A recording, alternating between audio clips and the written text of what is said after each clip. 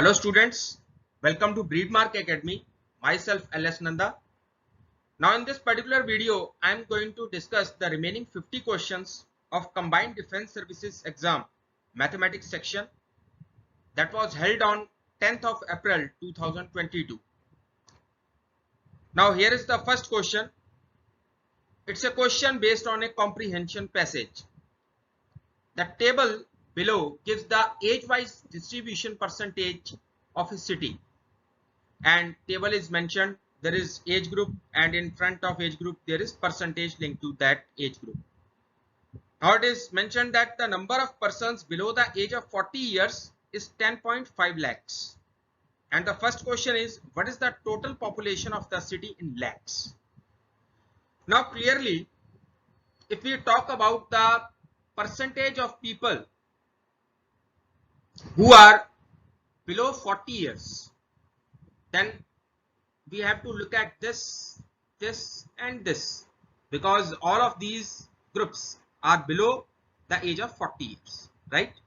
So that means percentage of people below 40 years is going to be how much? It is going to be 14 plus 29.75 plus 26.25.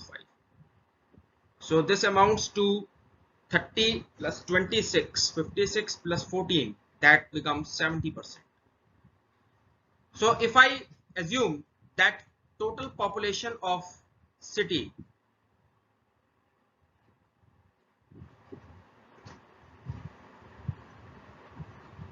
is X, I am assuming this number in lakhs, right? So that means 70% of X is equal to 10.5, right? Because it's mentioned that the number of persons below the age of 40 years is 10.5 lakhs. I'm already assuming X in lakhs. So that means when we do the calculations, we'll be getting X equal to 105 divided upon 7. So this is nothing but 50. So I can say that total population of the city is 15 lakhs, right? So that means option C is the correct. Now we move to the second question that is based on this comprehension, because there are two questions that are going to be asked based on this comprehension. Now we move to the second question. Now this is the next question based on the comprehension. The question says, if the ratio of taxpayers to other persons in the same age group below 30 years is 1:2, then what is the number of taxpayers in lakhs in that age group? Now, according to the chart, below 30 years, 14% of people lie.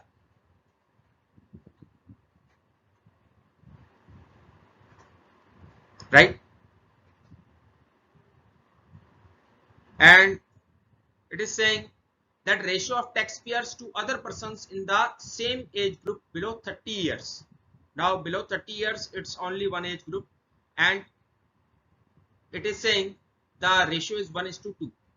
So that clearly indicates that number of taxpayers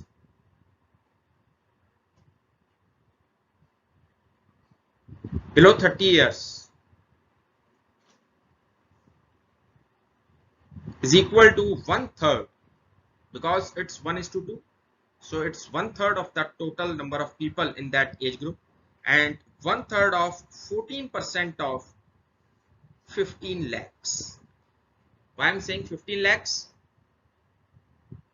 Because the total population of the city was 15 lakhs. We have found it in the first question.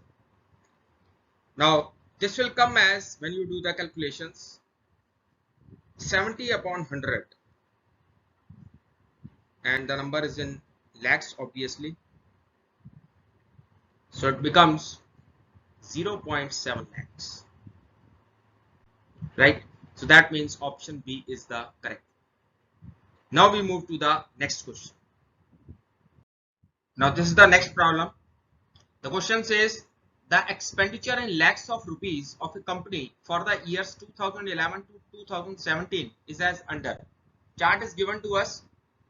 and in front of every year expenditure for that particular year is also given. Now first question based on this chart is how many times the increase in expenditure in a year exceeded by more than 15% as compared to the previous year. Now students, to solve this problem, it's an interesting question. To solve this problem, we need to calculate the difference of expenditures of every 2 consecutive years. And then we have to find the percentage of this difference with respect to the previous year, right?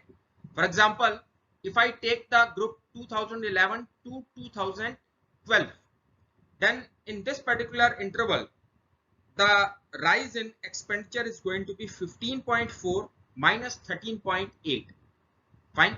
So percentage increase for this particular group number 1, I am calling this as, it is going to be 15.4 minus 13.8. So this will come as 1.2 plus 0.4. So this is 1.6. 1.6 divided upon 13.8 into 100. This is how we have to calculate the percentage increase, right?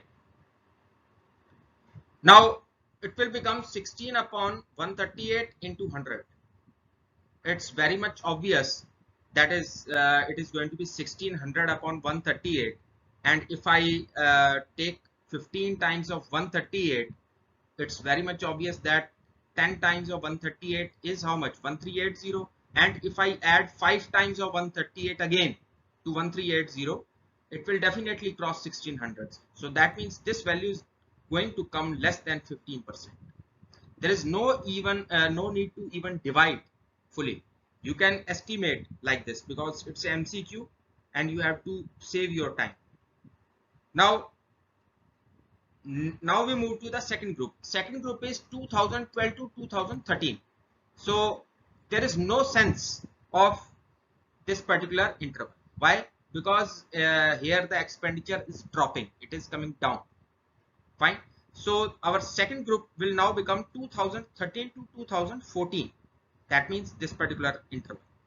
Now here the difference is 13.1 minus 10.4.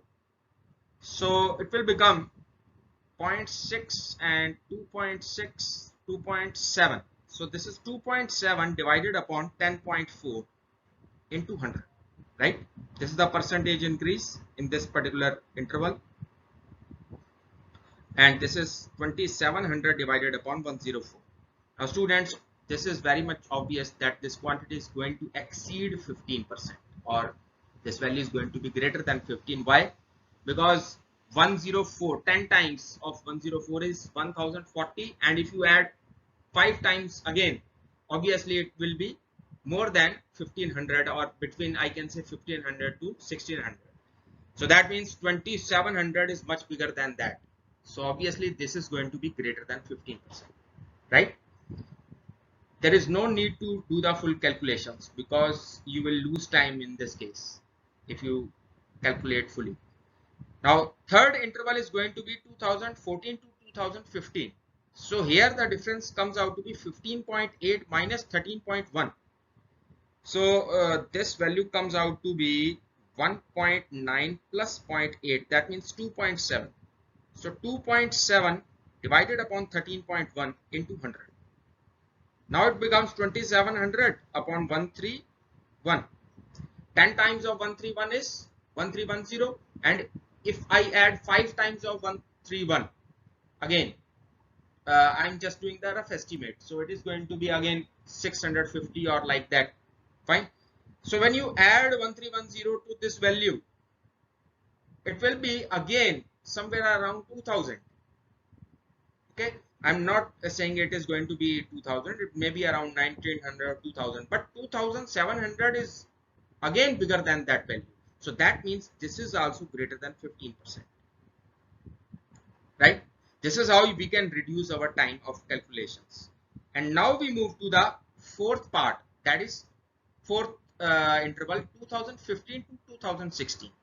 Till now we have attained, because our question was how many times the increase in expenditure in a year exceeded by more than 15%. Till now there have been two intervals or two time periods where we have got the increase in expenditure greater than 15%, right? One was 2013 to 2014 and another was 2014 to 2015.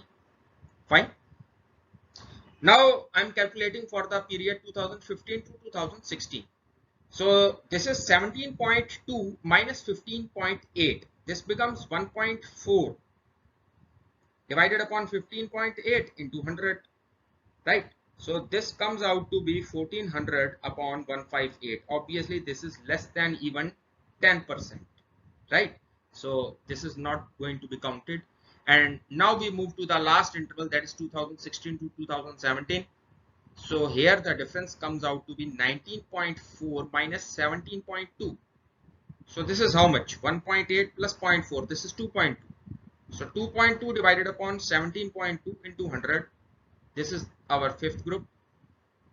Now this is 2200 divided upon 172. Now students, this is again not going to cross 15 because 15 times of 172, if you calculate, it is going to be around 2500.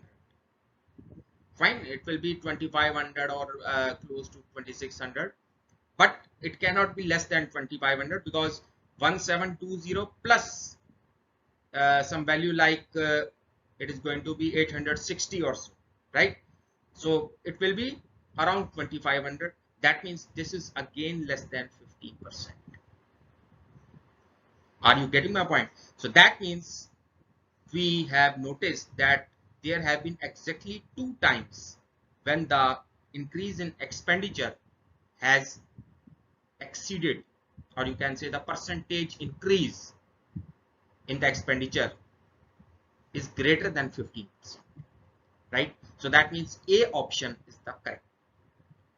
Now we move to the next question, which is again based on this comprehension.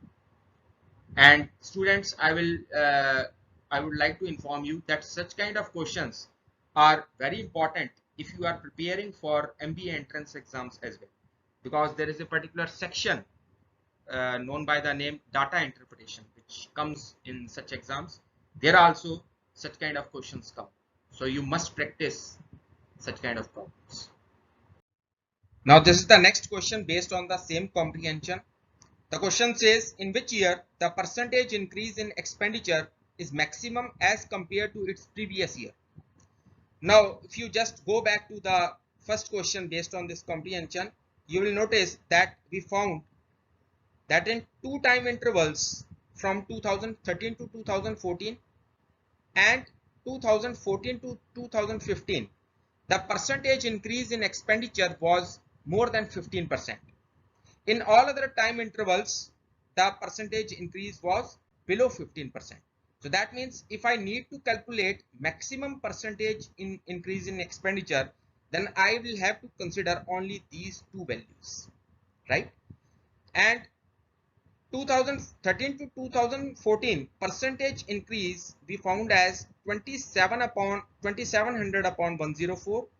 And for this particular time interval 2014 to 2015, it was 2700 upon 131, right? Now students, you can clearly notice that the numerators of both of these fractions is same. And in the case of positive fractions, if the numerator is same and we increase the denominator, then the value of the fraction obviously goes down. That means the value of the fraction will become smaller. You can also prove it by using inequality method, like 131 is greater than 104. So 1 upon 131 will be smaller than 1 upon 104. If I multiply both sides of this inequality by 2700, then I am going to get 2700 upon 104 greater than 2700 upon 131. So that means there is no need to divide or do the full calculations. Fine.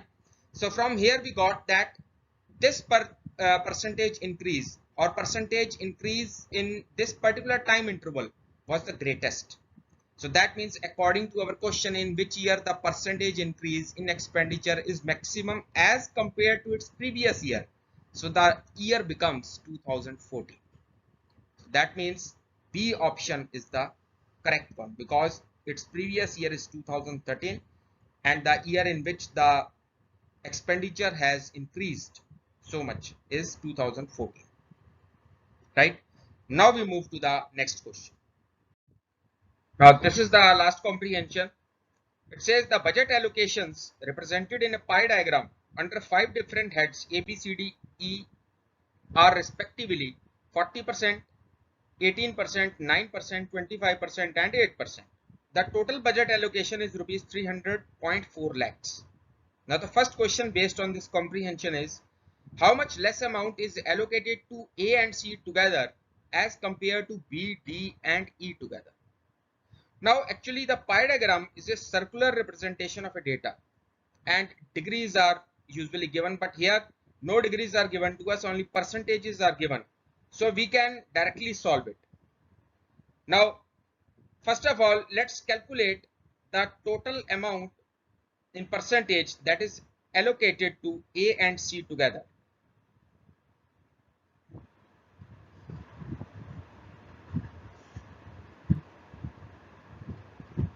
A is being given 40% and C is being given 9%. So that means A and C are getting 49% of the total budget allocation, right? Now similarly, if I calculate amount allocated to B, D and E together, then it becomes how much? Just add all the percentages related to B, D and E. This is 18%, this is 25%, this is 8%. So this is 26 plus 25 comes out to be 51%. And the question is how much less amount is allocated to A and C together as compared to. That means we have to calculate the difference of these two. So it becomes 2%.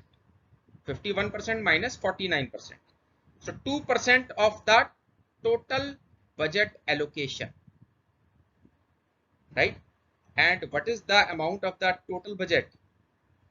It is given to us as 300.4 lakhs. So we have to calculate 2% of 300.4. Obviously this amount is going to come in lakhs. So when you do the calculations, it becomes how much? I'm just multiplying 3004 with 2. It will become 6008 divided by 1000. So this is 6.008 lakhs. So this is the amount. So much rupees, that is 6.008 lakhs rupees difference will come when we add A and C on one hand and add B, D, E on another hand. Now students, we move towards the last question based on this comprehension. Now this is the next question based on the same comprehension. The question says how much amount will be increased on A if the total budget is increased by 3 times. Actually here the word the budget is increased by 3 times means that if the original budget was X, then now it will become 3X, right? So do not get confused over this statement. Now it is saying how much amount will be increased on A. Actually A was assigned 40% of the total budget. It was allocated 40% of the total budget. So it is 40% of X initially, but now it is 40% of 3X, right? And since it is saying how much amount will be increased on A, so clearly means we have to find their difference. That is 40% of 3X minus 40% of X, right? So it becomes how much? It becomes 40% of 2X. Or this is nothing but, if you do the calculations, this is 8 upon 10 into X. And what was X? X was 300.4 lakhs. Right? So now if I just simplify this, it will become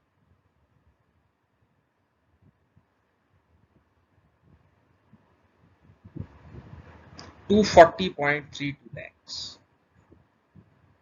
To make it simpler, you can write 300.4 as 3004 divided by 10 and then just multiply 3004 with 8. That will come as 24032 and divided by 100. So it will become 240.32 lakhs. So that means C option is the correct one. Now we move to our next question.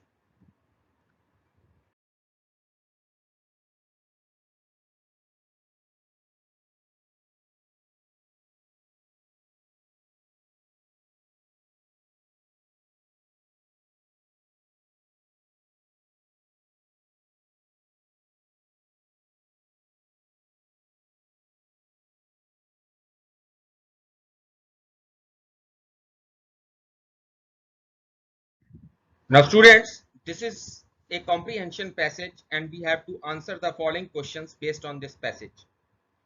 Consider the following 4 items that follow. And the passage is 500 candidates appeared in an examination comprising tests in English, Hindi and mathematics.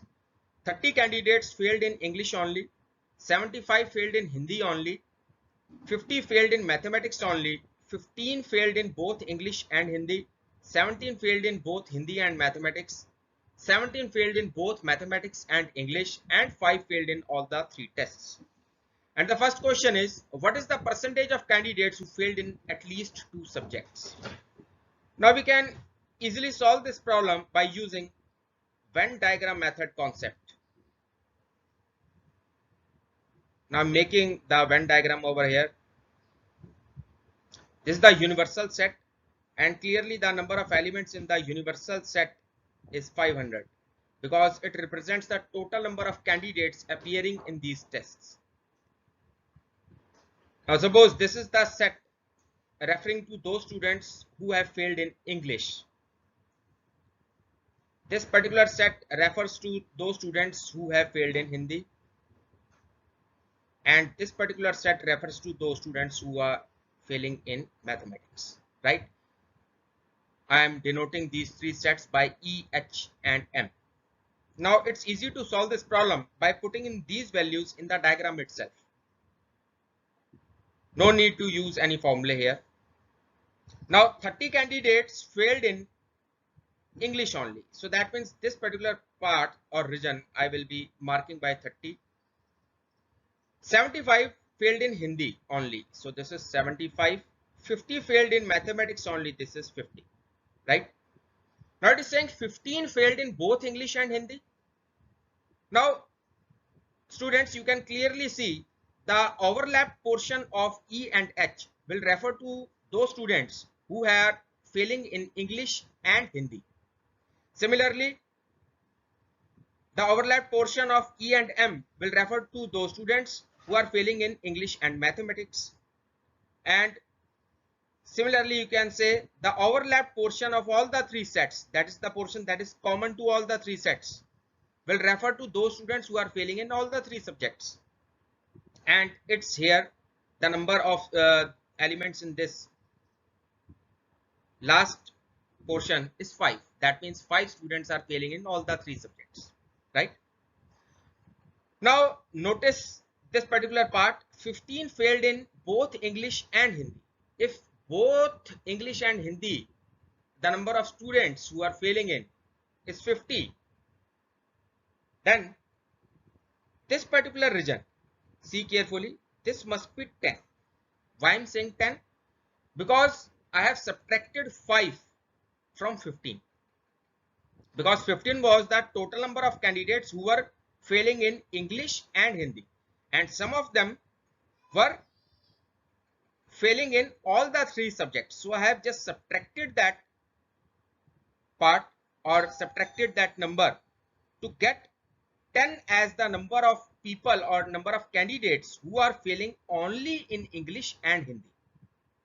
They are not failing in mathematics, right? Similarly, this particular part will come as 12 and this will be again 12. 17 minus 5 and 17 minus 5. Fine. Now let's answer the question. What is the percentage of candidates who failed in at least 2 subjects? Now at least 2 subjects mean either they are failing in exactly 2 subjects or they are failing in all the 3 subjects. Fine. And the total number of candidates who are appearing in this exam, in these exams, is 500. So obviously the required percentage is going to be how much? It is going to be 10 plus 12 plus 12 plus 5 divided upon 500 into 100, or this is going to be 39 upon 5. So this comes as 5735 and 0.8. So this is 7.8%. That means D option is the correct one. Now students, we move towards the next question. Now this is the next question. What is the percentage of candidates who failed in only one subject? Now let's make the Venn diagram again.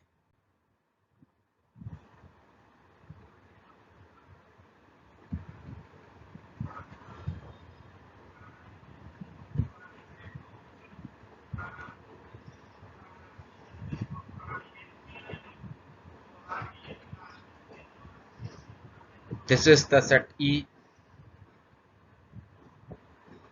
this is H, and this is M. Now this was 30, this was 75, this was 50, this is 5, this is 10, this is 12, this is 12, right? Now question is, what is the percentage of candidates who failed in only one subject? Only one subject means the student may have failed in Hindi only, the student may have failed in English only, or the student may have failed in mathematics only.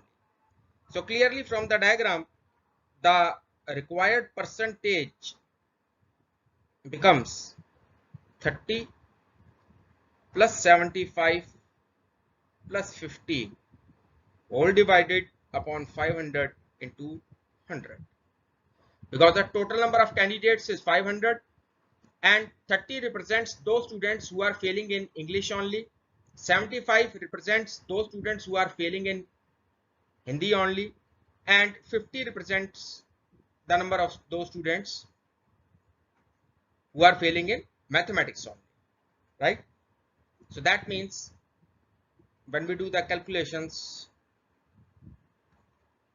30 plus 50, 80, 80 plus 75, it becomes 155 divided by 5.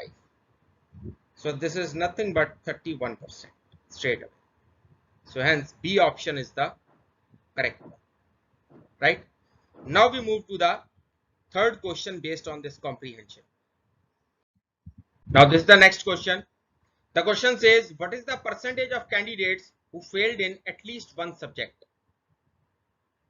Now let us make the diagram first.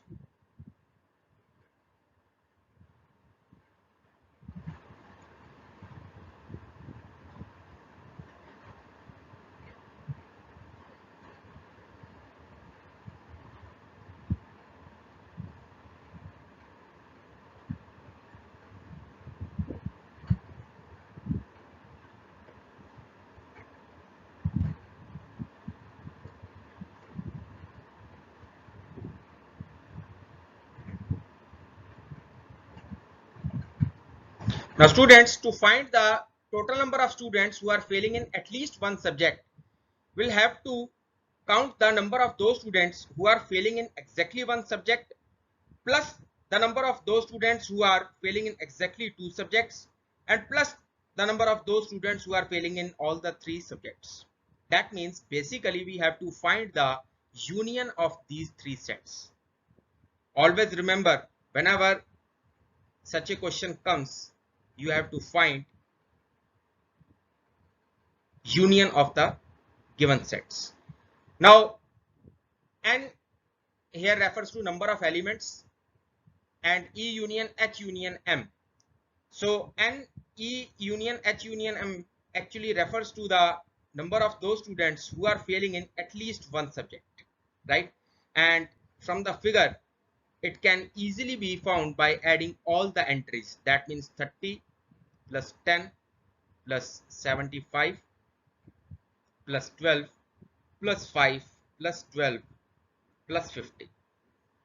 Now it becomes 160 plus 34, right?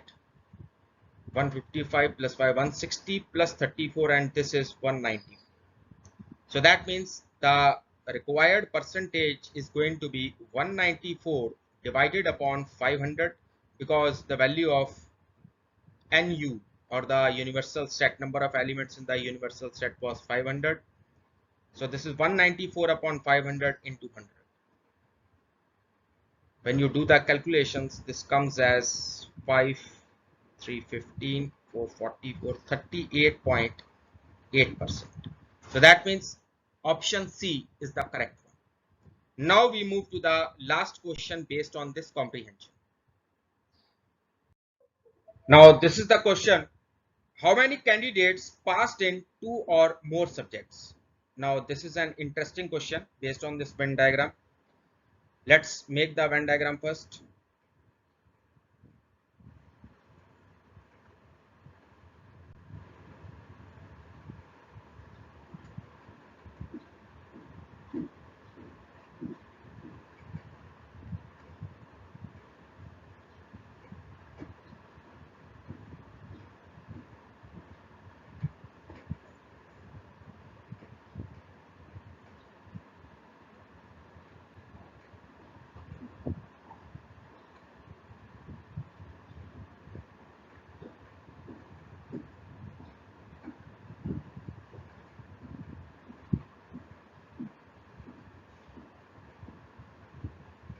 Now students, we have to find the total number of candidates who are passing in 2 or more subjects. Now clearly, this particular region which I am shading now represents those students who are passing in all the 3 subjects, right? Because this portion is completely outside these 3 sets, but lying in the universal set. Fine. So to answer our question, that is the number of candidates who are passing in 2 or more subjects. More subjects means either they are passing in 2 subjects or they are passing in 3 subjects. So first of all, let's calculate the number of students passing in exactly 3 subjects or all the subjects. Number of students passing in all subjects. Now this is going to be what? This is going to be 500 minus N E union H union M, right? And if you are watching my video step by step, then in the last question, 59th question, we have found the value of N E union H union M, right? And that is coming as 194. I'm just doing the calculations again. This is 30 plus 10 plus 75 plus 12 plus 5 plus 12 plus 15, right? So this is going to come as 500 minus 194. Now this value comes as 306. So that means 306 candidates are passing in all the 3 subjects. But now we have to find the number of those students who are passing in exactly 2 subjects. That means those students who are passing in 2 subjects but failing in the 3rd subject, right? Now this 30 refers to what? This 30 refers to those students, number of those students who are failing in English only. So that means these students are passing in Hindi and mathematics, but they are failing in English, right? Similarly, 75 refers to those students who are failing in Hindi only, and 50 refers to those students who are failing in mathematics only. So that means we need to add these 3 values to 306. So 306 plus 30 plus 75 plus 50. This will give us the total number of candidates who are passing in 2 or more subjects. And this value comes out to be 461. 306 refer to those students who are passing in all the subjects. That means all the 3 subjects. And this particular part, 30 plus 75 plus 50, refers to those students who are passing in exactly 2 subjects. That means they were failing in 1 subject, right? So 461 means A option is the correct one. Now we move to the next problem.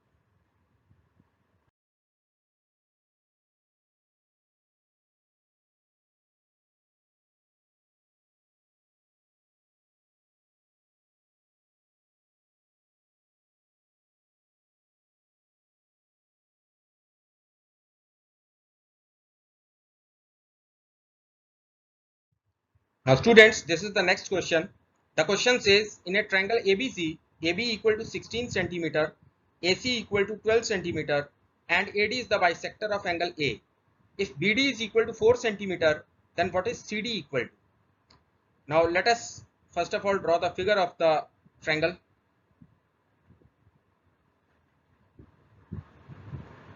Suppose this is the triangle ABC. We are given that AB is equal to 16 centimeter, AC is 12 centimeter and AD is the bisector of angle A. Now students, we can easily solve this question by using angle bisector theorem. Now, what does this theorem say? If in any triangle ABC, AD is the angular bisector, then according to this theorem, AB upon AC will be equal to BD upon DC. Right? So now we just put in the values. AB is 16, AC is 12, BD is 4 and DC we have to find. So this implies DC is equal to 4 into 12 divided upon 16. So this finally comes out to be just 3 centimeter. So that means C option is the correct one. Now we move to our next problem. Now students, this is another problem on geometry. The question says an equilateral triangle of side x is inscribed in a circle of radius y. Then which one of the following is correct? Basically in this question we have to relate x and y. Now suppose this is the circle and a triangle ABC which is equilateral is inscribed in it. Let's consider the center of the circle as O. Now we know that whenever we inscribe an equilateral triangle inside a circle, then the circumcenter of this triangle will be same as the centroid of this triangle. That means both of them are going to coincide.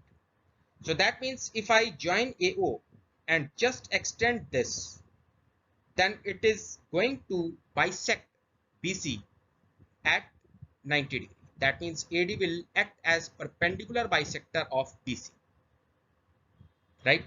And we also know that this particular angle is going to be 60 degree because it's an equilateral triangle. Side is given to us as x and the radius, that is AO, is y. Now we know that the centroid of any triangle divides its median, any median, in the ratio 2:1. The upper part AO will be double of lower part OD. That means AO upon OD is 2:1. So if AO is y, then obviously OD is going to be y upon 2, right? So that means now I can write AD equal to y plus y by 2 or 3y by 2. Now students, if we apply trigonometry in triangle ABD, then we can write sine 60 degree is equal to AD upon AB, right? And sine 60 degree is how much? It is root 3 by 2. AD is how much? It is 3y by 2. And AB is given to us as x. So that means root 3 upon 2 equal to 3y upon 2x. 2 will cancel out. Root 3 will also cancel out, giving rise to finally x equal to root 3y. So that means D option is the correct one. Now we move to our next problem. Now this question says ABC is a triangle right angled at B. Let D be the midpoint on AC. If BD is equal to 6.5 centimeter, then what is the value of AB square plus BC square? Now we are given a right angle at B,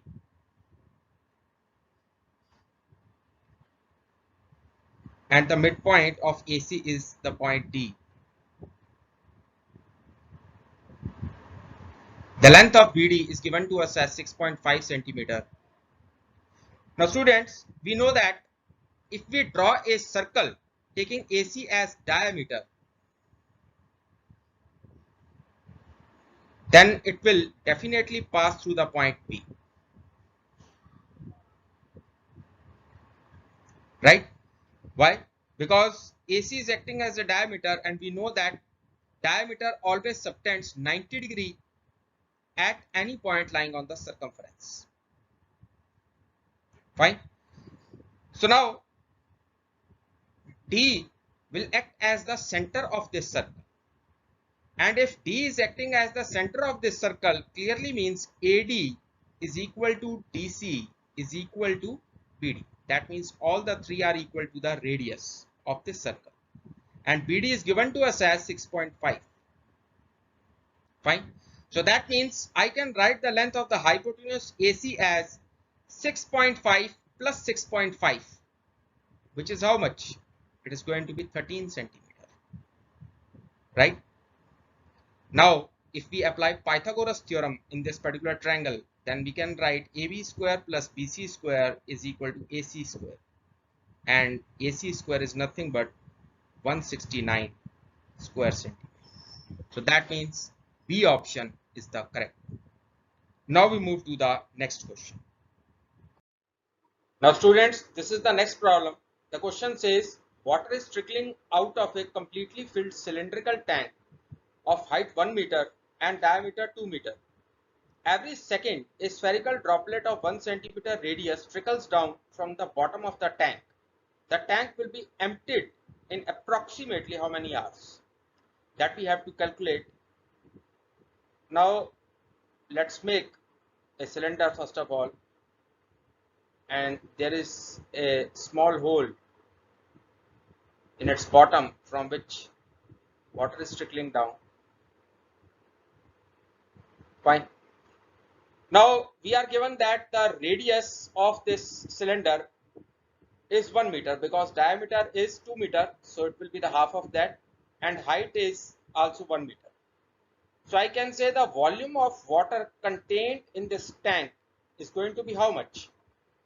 It is going to be pi r square h, or pi into 1 square into 1. So it is equal to pi cubic meter. Fine.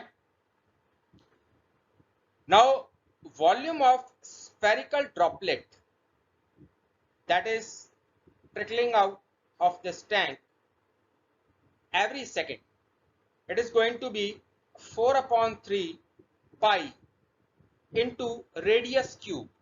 Now radius of this spherical droplet, suppose I assume it to be r dash, it is equal to 1 centimeter. Now 1 centimeter can be written as 1 upon 100 meter, right?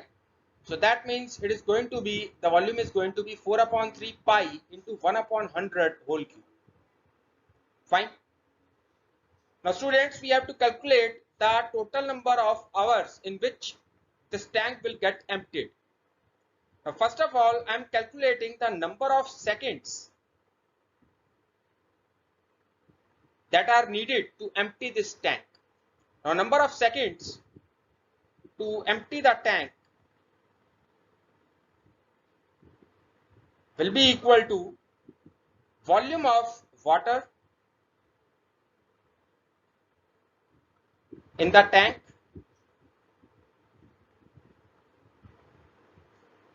divided upon volume of spherical droplet, right? Because every second this particular volume is trickling out of this tank. Now this is going to be pi into 3 into 100 cube. I am just dividing both the volumes, and in the denominator I am getting 4 pi. So pi cancels with pi, and when we do the calculations, we get Now number of seconds which we get is equal to 3 into 100 cube. 100 cube means 100 into 100 into 100 divided upon 4. Fine. So now this can be written as 4 will cancel with 100 to give 25. This finally becomes 75 and 4 times 0. So many seconds are needed. Let's convert this time into number of hours. Now number of hours, we know that within 1 hour we have 3600 seconds. So that means the total number of hours needed to empty the tank is going to be 75 into 10,000 divided upon 3600. So this finally becomes 7500 divided upon 36. We can divide up and down by 3. So when we calculate it, it comes out to be 208.33 something. Now this is approximately, as per the options, can be put equal to 210 hours. So that means D option is the right one. Now students, we move to the next problem. Now this is a nice question. The question says the length, breadth and height of a cuboid are in the ratio 27:8:1. The cuboid is melted and recast into a cube. If P is the surface area of the cuboid and Q is the surface area of the cube, then what is P upon Q equal to? That means we have to find the ratio of P and Q. Now students, since the ratio of length, breadth and height of a cuboid are given to us, so we can write length equal to 27x, breadth equal to 8x and height equal to just x, right? Where x is going to be a positive number or positive real number. Now the volume of cuboid will be equal to length into breadth into height. So that means it is going to be 27 into 8 into x cube, or it is going to be 8 7 56 8 2 16 216 x cube. Fine. Now since the cuboid is being melted and recast into a cube, so therefore the volume of cube and cuboid both will be same. So that means volume of cube will also be 216 into x cube. So side of cube should be equal to what? It should be the cube root of this, right?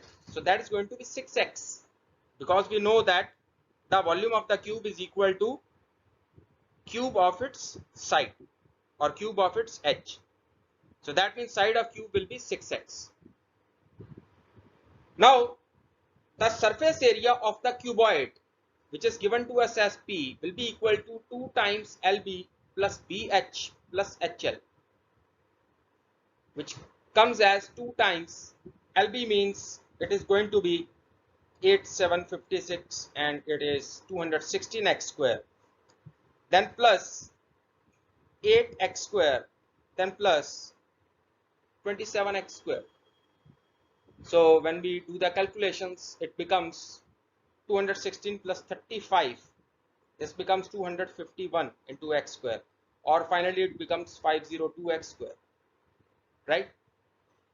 Now the surface area of cube Q will be equal to 6 into side square,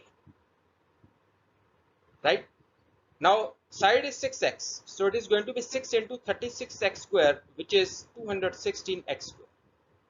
Now students, you can easily find the value of P by Q just by dividing P by Q. So it becomes 502 divided upon 216, because x square will be cancelled in the numerator as well as in the denominator. Now if I further divide numerator and denominator by 2, so it becomes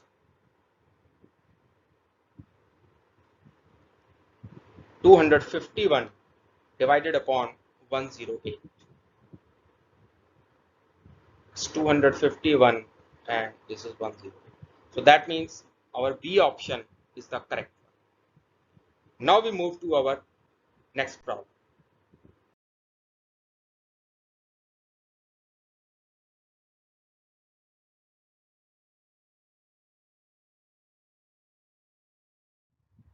Now students, this is a nice question. The question says in a right triangle ABC, BD is perpendicular on hypotenuse AC. If AC is equal to 9 centimeter and AD equal to 4 centimeter, then what is AB plus BC approximately equal to? Now, as AC is the hypotenuse, so that means triangle is right angled at point B. Now let's make the triangle first.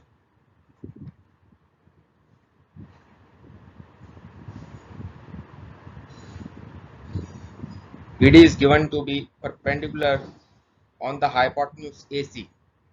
Now we are given that AC is 9 and AD is 4. So that means AD is 4 and AC is 9. That means DC will be 5 centimeter. Right? Now we are not given any other thing except these two values. So what should we do?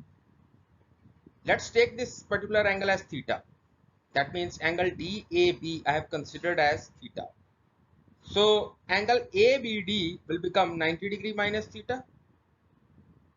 Now since angle ABC is 90, so that means this particular angle, that is angle DBC, will also be theta. Now if we consider triangle ABD, then in triangle ABD we have the value of tan theta as BD upon 4, right? And if I consider triangle BDC, then I'm having value of tan theta as 5 upon BD. So that means if I compare both of these values, I will be getting the equation BD upon 4 equal to 5 upon BD. This means BD square is equal to 20. Right? Now, since we have to calculate AB and BC, so I am taking two right triangles separately. Firstly, I am taking triangle ABD and applying Pythagoras theorem in this. So I will be getting AB square equal to AD square, which is 16, plus BD square, which is 20. So that means this is 36. So from here we get the value of AB as 6 centimeter, right? Now similarly, if we take triangle BDC and apply Pythagoras theorem in this triangle, we'll be getting BC square equal to DC square, which is 25, plus BD square, which is 20. It becomes 45. Now students, AB plus BC is equal to 6 plus square root of 45, and square root of 45 becomes 3 root 5. So this is the exact value of AB plus BC, but since we have to find its approximate value, then just put in the value of square root of 5 approximately, that is 2.2, up to correct up to one place of decimal. So it will become 6 plus 3 into 2.2, that means 6 plus 6.6 or 12.6 centimeter approximately, right? So that means our D option is the correct one. Now we move to the next problem. The students, this is the next question. It says in a triangle ABC, AD is the bisector of angle BAC. If AB equal to 12 centimeter, BD equal to 10 centimeter, and DC equal to 5 centimeter, then what is the perimeter of the triangle? Now this particular question can easily be solved by using angle bisector theorem. This is the triangle BAC or ABC. Now AD is given to us as the angular bisector, internal angle bisector of angle A. So according to angle bisector theorem, What do we get? We'll be getting AB upon AC equal to BD upon CD, right?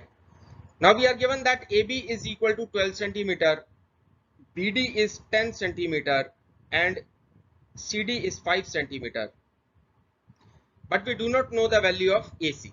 So the value of AC we can find by using the angle bisector theorem. Now just put in the values, you'll be getting 12 upon AC equal to 10 upon 5. So when we do the calculations, we'll be getting AC equal to 6 centimeter. Now students, we need to find the perimeter of the triangle, and we know that the perimeter is nothing but the sum of all the sides of the triangle. So clearly now we know all the sides, hence the perimeter of the triangle becomes how much? It is 12 plus 6 plus 15. So that means this is 21 plus 12 or 33 centimeter. So that means C option is the correct one. Now we move to the next problem. Now students, this is a nice question. The question says, what is the radius of the circle inscribed in a triangle whose sides are 4 centimeter, 7.5 centimeter and 8.5 centimeter? Now to find the radius of in circle of a triangle, we can use a direct formula, and the formula is R equal to delta upon S. Now what is delta and S? Delta actually represents the area of the triangle and S represents its semi-perimeter. What is semi-perimeter? It is half of the perimeter of the triangle. And R represents the radius of the incircle. Now suppose this is the triangle ABC, then we have to find the radius of that circle which is inscribed in it. That means it's a circle that is touching all of its sides. Now first of all, we find the value of S. Since we are given the sides, so S becomes 4 plus 7.5 plus 8.5 whole divided upon 2. Now this becomes 16 plus 4, which is 20, 20 upon 2, it becomes 10 centimeter, right? Now students, to find the value of delta, I will be using Heron's formula. According to Heron's formula, area of triangle delta will be given by square root of S into S minus A into S minus B into S minus C, where ABC are its sides. Now just put in the values, we will be getting square root of 10 into 10 minus 4, it is 6, into 10 minus 7.5, which is 2.5, into 10 minus 8.5, which is 1.5. Now it becomes square root of 1.5 into 10, it is 15, 15 into 6, it becomes 90, 90 into 25 by 10. So it becomes square root of 9 into 25, that is 3 into 5, or it is just equal to 15 centimeter square. So now students, we can easily write the value of R. It is going to be 15 upon 10, and that is nothing but 1.5 centimeter. So that means A option is the correct one. Now we move to the next problem. Now this is the next problem.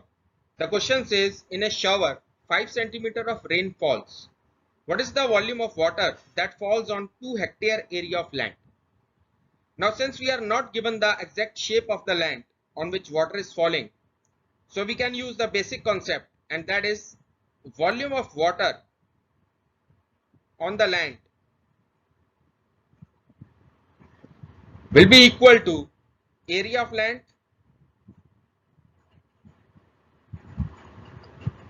into height of water standing on the land,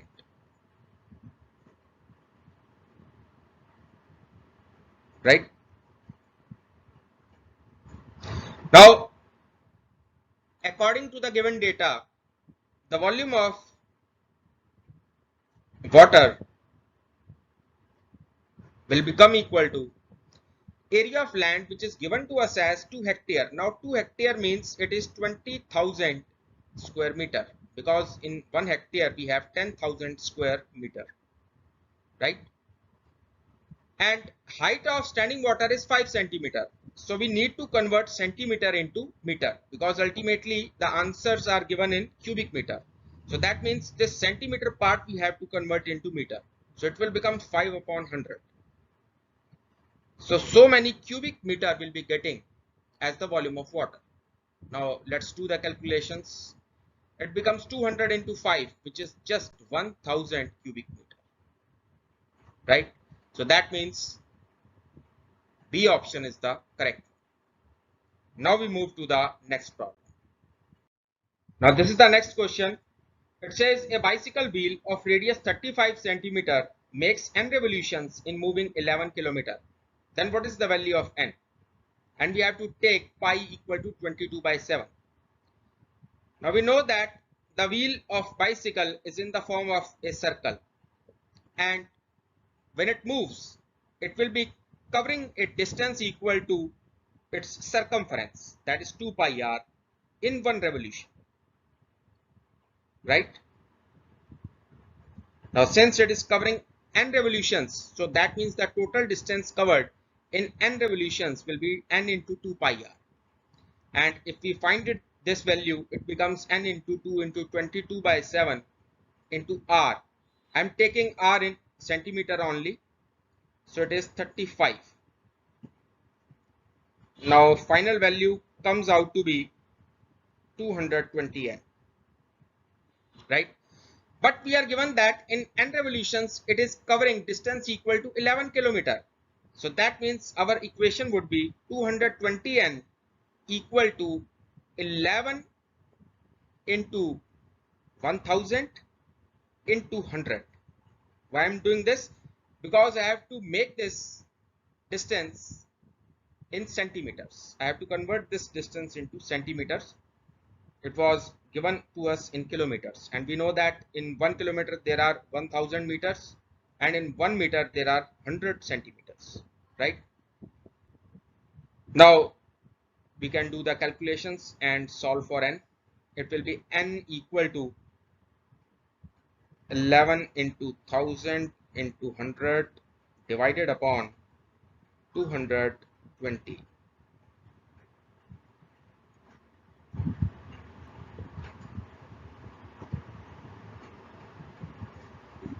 So finally it becomes 5000.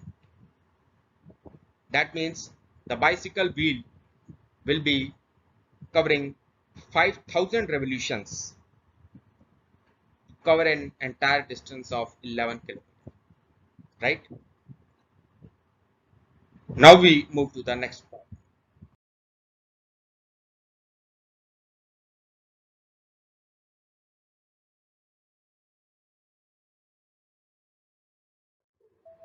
Now this is the next question. The question says, consider the following statements. First statement is, if two chords AB and AC of a circle are equal, then the center of the circle lies on the angle bisector of angle CAB. And the second statement says, if two concentric circles are intersected by a line at A, B, C and D respectively, then AC is equal to BD. Now we have to check which one of them is correct, or both are correct, or both are incorrect. Now first of all, let's take the first statement. Suppose this is the circle, and AB and AC are two equal chords of this circle, right? Now we have to check whether the center of the circle lies on the angle bisector of angle CAB or not. Now what I do, suppose this is the center of the circle O, I am joining AO. If I am able to prove that angle OAB is equal to angle OAC, that clearly indicates that the statement is correct. And if I prove that this is not so, then obviously the first statement is going to be wrong. Now, what do we do to prove this statement? We drop a perpendicular from O onto AB. We call this point as L, and then drop a perpendicular from O onto AC. We call this point as M. We very well know that whenever we drop a perpendicular from the center of the circle onto the chord, it always bisects it. So that means in two triangles, triangle OLA and triangle OMA, AL will be equal to AM. Why I'm saying this? Because AB was equal to AC. So that means half AB will be equal to half AC. Right? Second thing which is common in these two triangles is angle OLA is equal to angle OMA. Both of them are 90 degrees. They are right angles. And the third thing is OA is equal to OA. This is common side of these two triangles. So that means now I can say by right angle hypotenuse and side RHS congruence theorem, these two triangles are congruent. So that means I can say triangle OLA is congruent to triangle OMA. And students, if they are congruent, then by corresponding parts of congruent triangles, that is by CPCT, I can declare angle OAL will be equal to angle OAM. So that clearly means AO is the angular bisector of angle BAC. Or I can also say that the center of the circle lies on the angular bisector of angle CAB. So that means the first statement is correct. Now we move towards the second statement. Now to check the second statement, we draw two concentric circles. Now by the word concentric circles, we mean two circles having the same center. Now let us take the common center as point O. And suppose this is the line which is cutting these two circles at the points A, B, C, D in this order. Now students, we drop a perpendicular OL onto this line from the center O. We know that whenever we drop a perpendicular from the center of the circle onto it on the chord of that circle, it always bisects it, as we have already used this theorem in the first statement. Now, according to this, BL will be equal to CL. Why so? Because BC is the chord for the smaller circle. And if I consider the bigger circle, then AD is the chord. So applying this theorem, AL will be equal to DL.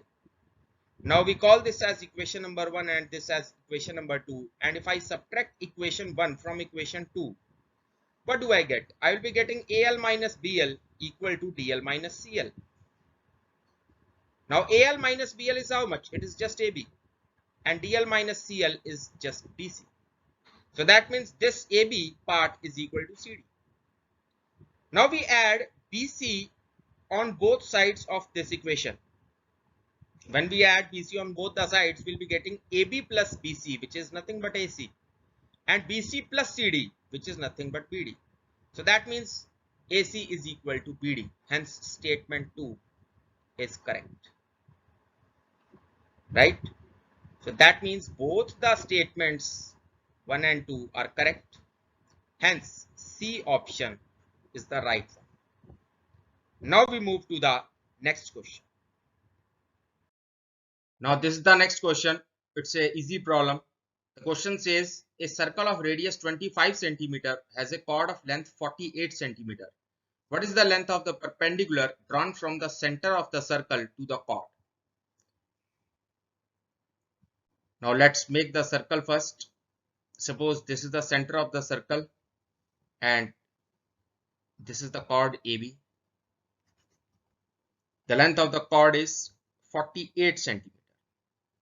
Now we drop a perpendicular from the center of the circle. We call this point as L. Now we know that whenever we drop a perpendicular from the center of the circle onto the chord, it bisects it, right? We are given the radius of the circle as 25 centimeter. And since AB was 48 centimeter, so therefore AL equal to half AB will be equal to 24 centimeter.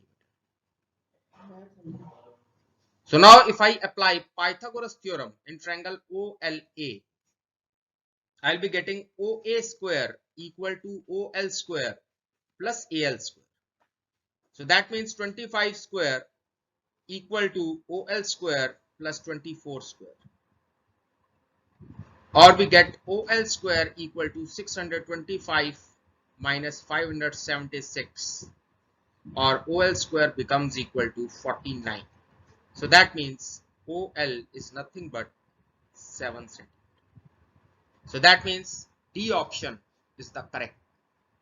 Now we move to the next question. Now students, this is a nice question. The question says the surface area of a cube of length x is equal to the surface area of a sphere of radius y. Consider the following statements. First statement is 2x greater than 3y, and second statement is the volume of the cube is greater than the volume of the sphere. Now we have to check which of the above statements are correct. Now first of all, if I define the surface area of the cube as S1, then we can write S1 as 6x square, right? Similarly, if I call the surface area of sphere as S2, then I can write S2 as 4 pi into y square, right? Now students, if the first statement is correct, then x upon y should be greater than 3 by 2, because 2x greater than 3y clearly implies that the value of x upon y should be greater than 3 by 2. Means x upon y should be greater than 1.5, right? But according to given information, S1 is equal to S2, which implies that 6x square is equal to 4 pi y square. This further implies that x square upon y square is equal to 4 pi upon 6, which means x square upon y square is equal to 2 pi upon 3, right? Now if I put pi as 22 by 7, this becomes 44 upon 21. This actually comes as 2.095 something. Fine. Now if I take the square root on both the sides, then I will be getting x upon y equal to square root of this value, and certainly this value is smaller than 1.5. Why? Because 1.5 square is 2.25, and since it is 2.095 something, it has to be smaller than 1.5. In fact, it is going to be 1.4 something. It will lie between 1.4 and 1.5. So I'm just writing here less than 1.5. So I can say that x upon y is smaller than 3 by 2. That clearly implies that first statement is wrong. Fine. Now students, to check the validity of the second statement, we have to find the volumes of cube and sphere. So let's call the volume of the cube as V1. It will be x cube, and the volume of the sphere V2 will be 4 upon 3 pi y cube, right? Now if V1, I'm just assuming this, if V1 is greater than V2, then what does this imply? This implies that x cube upon y cube, I'm dividing y cube on both the sides of this inequality, dividing by y cube on both the sides. So x cube upon y cube will be greater than 4 pi by 3. Now 4 pi by 3 means 88 upon 21, and 88 upon 21 is 4 point something, right? That means I can say, according to the second statement, x cube upon y cube should be greater than 4, right? Because it is greater than 4 point something clearly means it has to be greater than 4. But now, according to this particular step, x upon y less than 3 by 2, if I cube both sides of this inequality, I will be getting x cube upon y cube less than 27 upon 8. And we know that 27 upon 8 is 3 point something. This clearly implies that x cube upon y cube will certainly be less than 4. This is the most important point of the question. X cube upon y cube we have got less than 4. But in order to make v1 greater than v2, I must get x cube upon y cube greater than 4, right? So that means this particular assumption that v1 is greater than v2 is clearly wrong. So that means second statement is also wrong.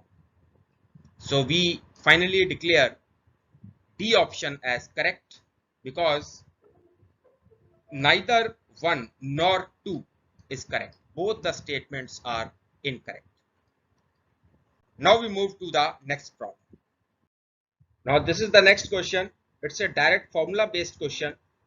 The question says the radius and height of a right circular cone are in the ratio 3:7. If the volume of the cone is 528 cubic centimeter, then what is the height of the cone? And we have to take the value of pi as 22/7. Now, since radius and height are in the ratio 3:7, so let us assume that the radius is 3x and height is 7x, right? Now, volume of the cone is given by the formula 1 upon 3 pi r square h, where r is the radius and h is the height.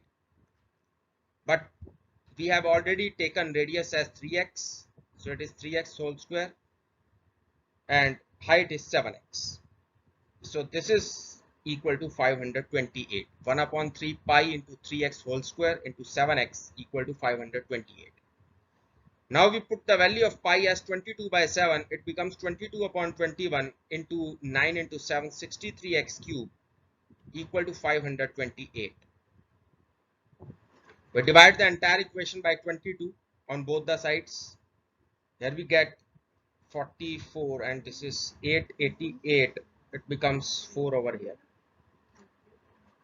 21 cancels 63 by 3.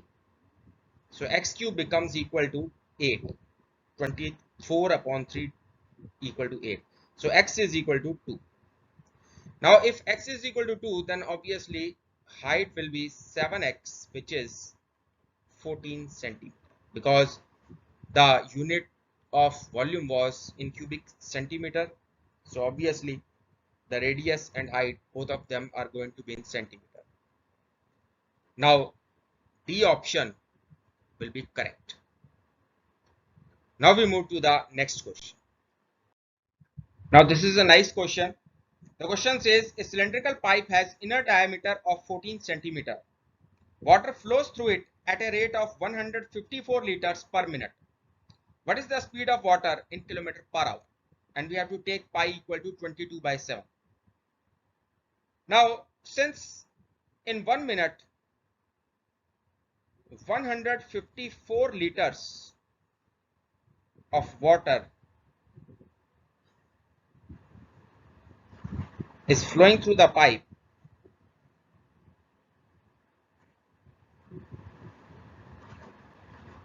so that means this 154 liter, or I can say 154 upon 1000 cubic meter of volume will be equal to pi r square h, where r will be the radius of this cylindrical pipe, which is at present 7 centimeter, but I am going to convert this into meters.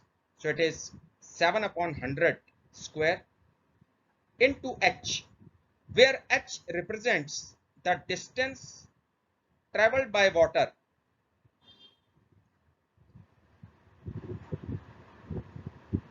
in 1 minute, right?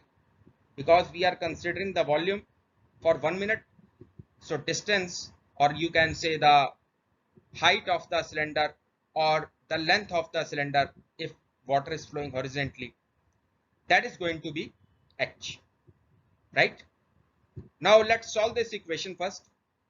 Both the sides are in cubic meters. Now this becomes 7 over here. So 7 upon 1000 equal to 1 upon 7 into 49 upon 100 into 100 into h. So when you do the calculations, it becomes h equal to 10. That means h is equal to 10 meter. Fine. So what do we get from this? We notice that water travels 10-meter distance in 1 minute. And we have to find the speed of water in kilometer per hour. That means we have to calculate the distance traveled by water in 1 hour. And that distance should be in kilometers. So now I can say, since in 1 minute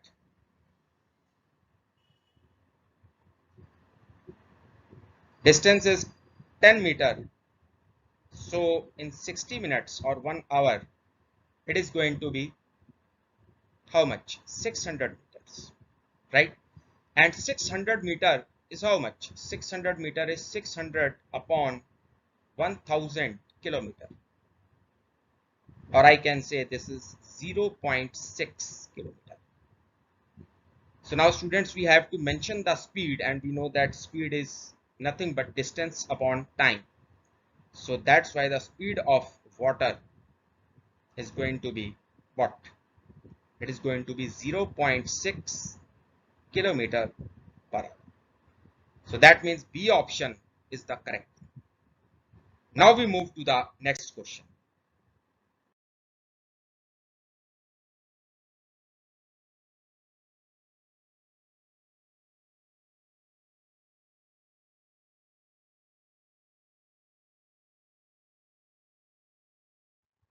Now this is the next question. This question actually involves little bit of calculations. The question says a spherical ball of lead 6 centimeter in diameter is melted and recast into 3 spherical balls. The diameters of the balls are 2 centimeter, 4 centimeter and x centimeter. Which one of the following is correct? That means we have to select the right interval for x. Now we know that whenever we melt any solid and recast it into another shape, then the volume of the original shape is equal to the volume of the new shape. And it is assumed that there is no material loss in it. So according to this concept, I can write V equal to V1 plus V2 plus V3, where V is the volume of the original spherical ball and V1, V2, V3 are the volumes of 3 new spherical balls. And we know that the formula to find the volume of the sphere is 4 upon 3 pi r cube, where r is the radius of sphere. So the equation will become 4 upon 3 into pi into 3 cube, because the radius of the original spherical ball is 3 centimeter, equal to 4 upon 3 pi into 1 cube plus 4 upon 3 into pi into 2 cube plus 4 pi upon 3 into x upon 2 cube, right? So it becomes 4 pi upon 3 into 27 equal to 4 pi upon 3. I will take out common, and inside the bracket I will be getting 1 plus 8 plus x cube upon 8. Now 4 pi upon 3 I will cancel on both the sides.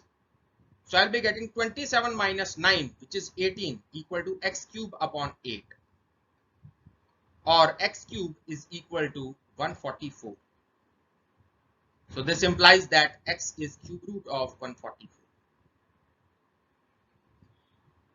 right?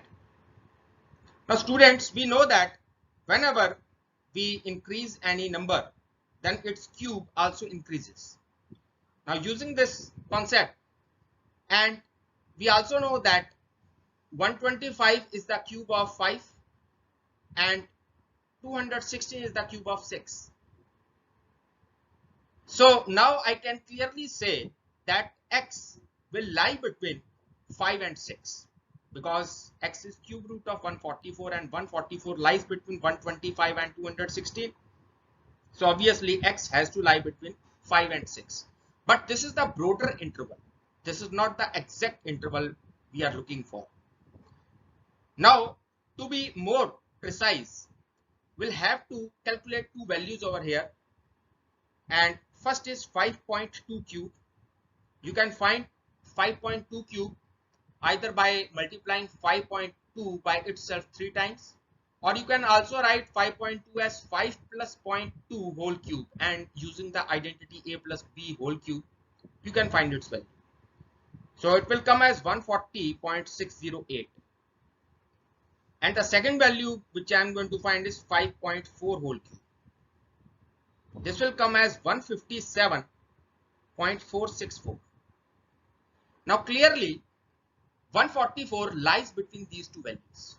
So it indicates that cube root of 144 will lie between 5.2 and 5.4. So I can say that x is greater than 5.2 but smaller than 5.4. So hence B option is the correct. Now we move to the next question. Now this is the next question. The question says a rectangle of length 10 units and breadth 8 units is split into two squares, each of area x square units, and two rectangles, each of area y square units. Consider the following statements. First is y is always greater than x, and second is y can be 15 square units. Now we have to tell which of the above statements are correct. Now the area of the original rectangle will be 10 into 8 because its dimensions are 10 and 8, so it becomes 80 square units. And since this rectangle is being divided into 4 parts, out of which 2 are squares of same area and 2 are rectangles of same area, then I can say 80 will be equal to 2x, where x is the area of single square, plus 2y, where y is the area of single rectangle. So that means x plus y becomes equal to 40, right?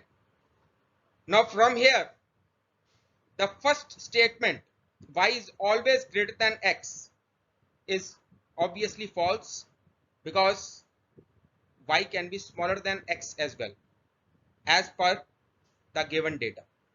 And second is y can be 15 square units. Yes, y can be 15, so x will be 25. Now to make it more clear to you, I will show this particular case with the help of a diagram.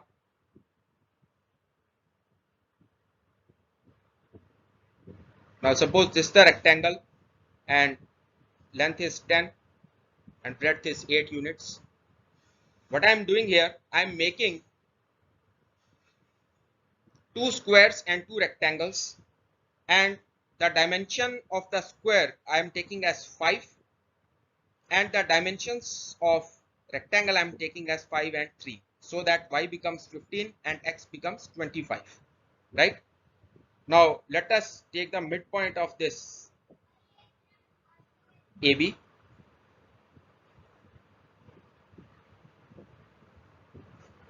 and this is 5, this is 5.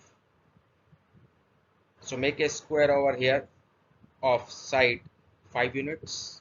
Similarly over here again of 5 units, right? Now extend this line. Obviously this was how much? It was 8 units. So if it is 5, then this remaining part must be 3. So that means this is number 1 square, this is number 2 square, and these two lower ones are rectangles, 3rd and 4th, right? Now you can clearly see that there is no necessity that y is always greater than x, because in this particular situation y is 15 and x is 25. So this is quite possible that y is smaller than x. Secondly, we have clearly shown that this is practically possible that y can be 15 square units. So that means first statement is wrong and second one is correct. So this is B option 2 only. Now we move to the next question. Now this is the next problem. The question says a square sheet is formed by joining n identical square sheets of same size. That means the area of these square sheets will be same. If the length of the diagonal of the bigger square sheet so formed is m, then what is the side length of a smaller square sheet, right? It's an interesting question. Now, according to this problem, the diagonal of the bigger square sheet so formed is M. Now, students, we know that whenever there is a square of side A, then the length of its diagonal, according to Pythagoras theorem, comes out to be root 2 into A.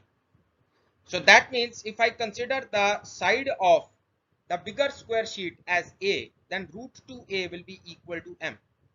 So that means A is equal to M upon root 2. So hence the area of the bigger square sheet will become A square, and that is going to be M square upon 2.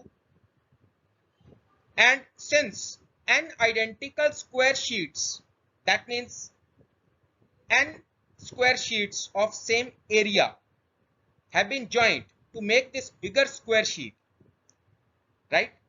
So that means if I consider the area of these smaller square sheets as B, then n into B will be equal to how much? It will be equal to M square upon 2, or A, capital A, right? Now that means B is equal to M square upon 2n. Now what is B here?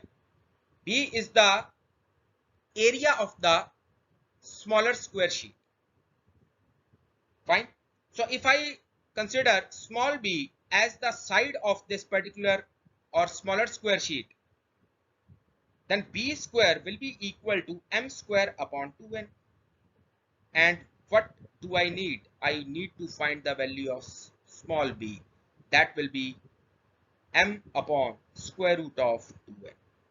So that means C option is the correct one. Hence the length of the side of smaller square sheet will be M upon square root of 2n. Now we move to the next question. Now this is a nice question. The question says a rectangular sheet is of length x and breadth y. If P is the volume of the cylinder formed by rolling the sheet along its breadth, and Q is the volume of the cylinder formed by rolling the sheet along its length, and Q is equal to 2P, then which one of the following is correct? Basically in this question we have to relate x and y. Now suppose this is the rectangular sheet, length is x and breadth is y. If we roll this particular sheet along its breadth, then you can clearly imagine that the circumference of the cylinder so formed will be equal to breadth of this rectangular sheet, right? And the height of that cylinder will be the length of this rectangular sheet. That means I can say 2 pi r1. Suppose r1 is the radius of the cylinder, that will be equal to y, and h1, that is the height, will be equal to x. So that means if I write the volume of this particular cylinder, it is going to be P equal to pi r square h, pi r1 square into h1. So it will become pi into r1 is going to be y upon 2 pi square of this into h1, which is x. So it becomes pi y square into x upon 4 pi square. Fine. Now this is our equation number 1. Now similarly, when we roll this sheet along its length, then the circumference of the cylinder so formed will be equal to the length of the rectangular sheet, that is x, and the height of the cylinder will be equal to the breadth of this rectangular sheet, that is y. Fine. So that means in this case, if I find the volume of this cylinder Q, that is going to be pi r2 square into h2. That will become pi into r2 square means x square upon 4 pi square. So Q becomes pi x square y upon 4 pi square, right? This is our equation number 2. Now we are given that Q is equal to 2P. So that means Q upon P is equal to 2. So let's divide Q by P. That means divide the equation 2 by equation 1. So you will be getting x square y divided upon y square x, because other terms will cancel out, equal to 2. So if I just simplify this, I am going to get x equal to 2y. So hence C option is the correct. Now we move to the next question. Now this is the next question. It says a tall cylindrical container with circular base of radius 18 centimeter contains a good quantity of water. Metal balls, each of radius 0.9 centimeter, are immersed in it. How many balls are required to raise the water level by 3 centimeter? Now, first of all, let's assume n as the number of metal balls that are put inside this cylindrical container. And now let's draw a cylinder.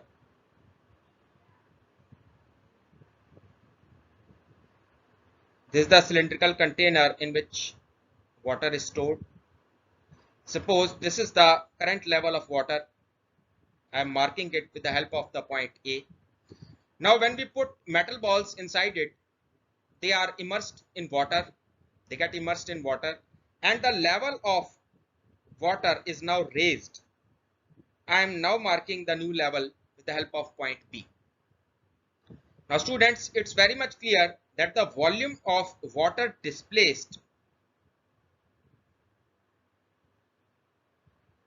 will be equal to volume of metal balls that are put inside this container, right?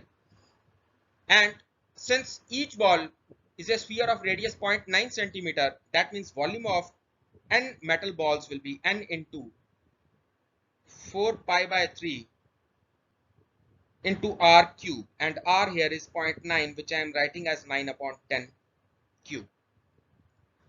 Now volume of water displaced means what? It is the volume of the cylinder between the points A and B. Only this much we have to use. Now this height is 3 centimeter. It's given to us. So the volume of this cylinder is going to be pi r square h. R here is 18. So pi into 18 square into 3. Right?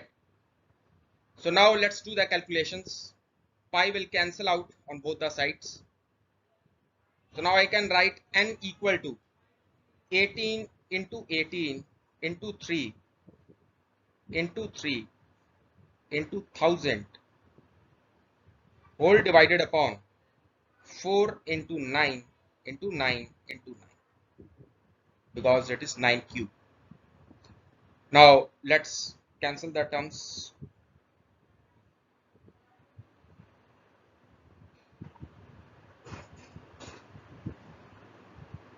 So clearly the value of n comes out to be 1000.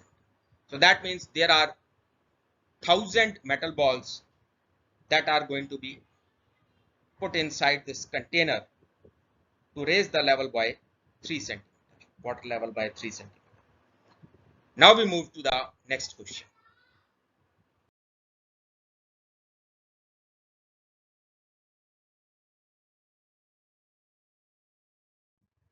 Now this is the next question. It says if ABC are acute angles and sine of B plus C minus A equal to cos of C plus A minus B equal to tan of A plus B minus C equal to 1, then what is A plus B plus C equal to? Now since all these angles ABC are acute angles, so we can write A lying between 0 to 90 degree, B lying between 0 to 90 degree, and similarly C also lies between 0 to 90 degree. Now let us calculate the interval for B plus C minus A. Since it is minus A, so what I do, I multiply the first inequality with minus 1. So I'll be getting minus A lying between minus 90 degree to 0. Now if I add these three inequalities, I'll be getting B plus C minus A lying between minus 90 degree to 180 degree, right? Students, similarly, you can find the intervals for all of these three angles, and you will notice that all the three angles will be coming in the same interval. That means C plus A minus B will also lie between minus 90 degree to 180 degree, and similarly A plus B minus C will also lie in minus 90 degree to 180 degree. Now we are given that sine of B plus C minus A is equal to 1. Now since B plus C minus A either lies in fourth quadrant, first quadrant or second quadrant, and the value of sine is 1, so that is possible only when this angle B plus C minus A becomes equal to 90 degree, right? Now similarly, cos of C plus A minus B is equal to 1, and since C plus A minus B lies in minus 90 degree to 180 degree interval, so the value satisfying it to make cos of C plus A minus B equal to 1 will be how much? C plus A minus B will be equal to just 0 degree, because we know that cos 0 is equal to 1. And similarly, tan of A plus B minus C equal to 1 means A plus B minus C will be 45 degree, because A plus B minus C is making the value of tangent as a positive number, and we know that in the fourth quadrant as well as in the second quadrant tangent is negative. So that's why there is only one value lying in the first quadrant, and that value is obviously 45 degree. Similarly, you have to check for all of these equations. Now students, you could also do this question by assuming the values in the first quadrant and just writing the answers. But actually, this is the correct way to solve, because the question may come when some particular value lies in fourth quadrant, or maybe some value is lying in the second quadrant. So that's why it's always essential to first find the intervals and then get the answers for the angles. Now we have three equations. This is the first one, this is the second one, and this is the third one. Now just add all these three equations. Adding equation 1, 2 and 3, what do we get?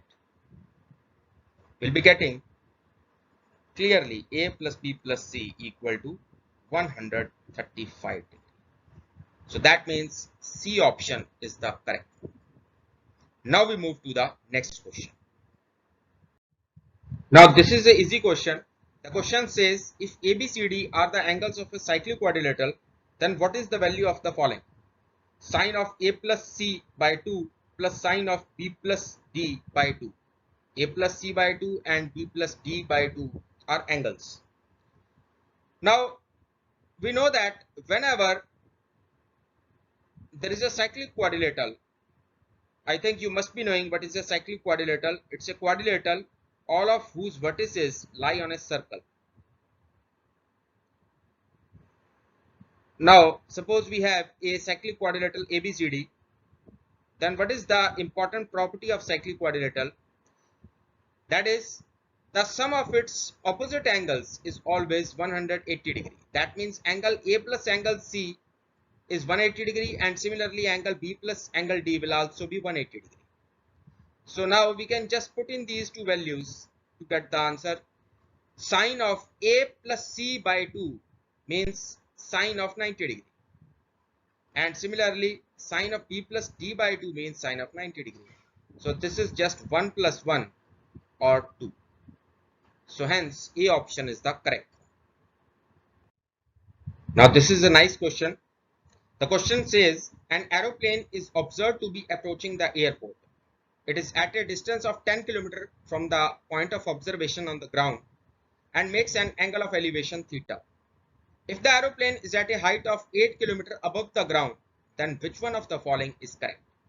In this question, we have to actually find the suitable interval for theta. Now we can draw the figure like this.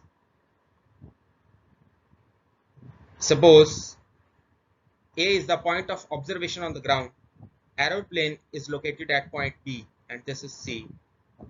According to the question, the distance between point of observation and an aeroplane is 10 km, and the height of aeroplane is given to be 8 km, and this is the angle of elevation theta. Now by using Pythagoras theorem, we can find AC square as 10 square minus 8 square, or this is 36. So AC comes out to be 6 or 6 km.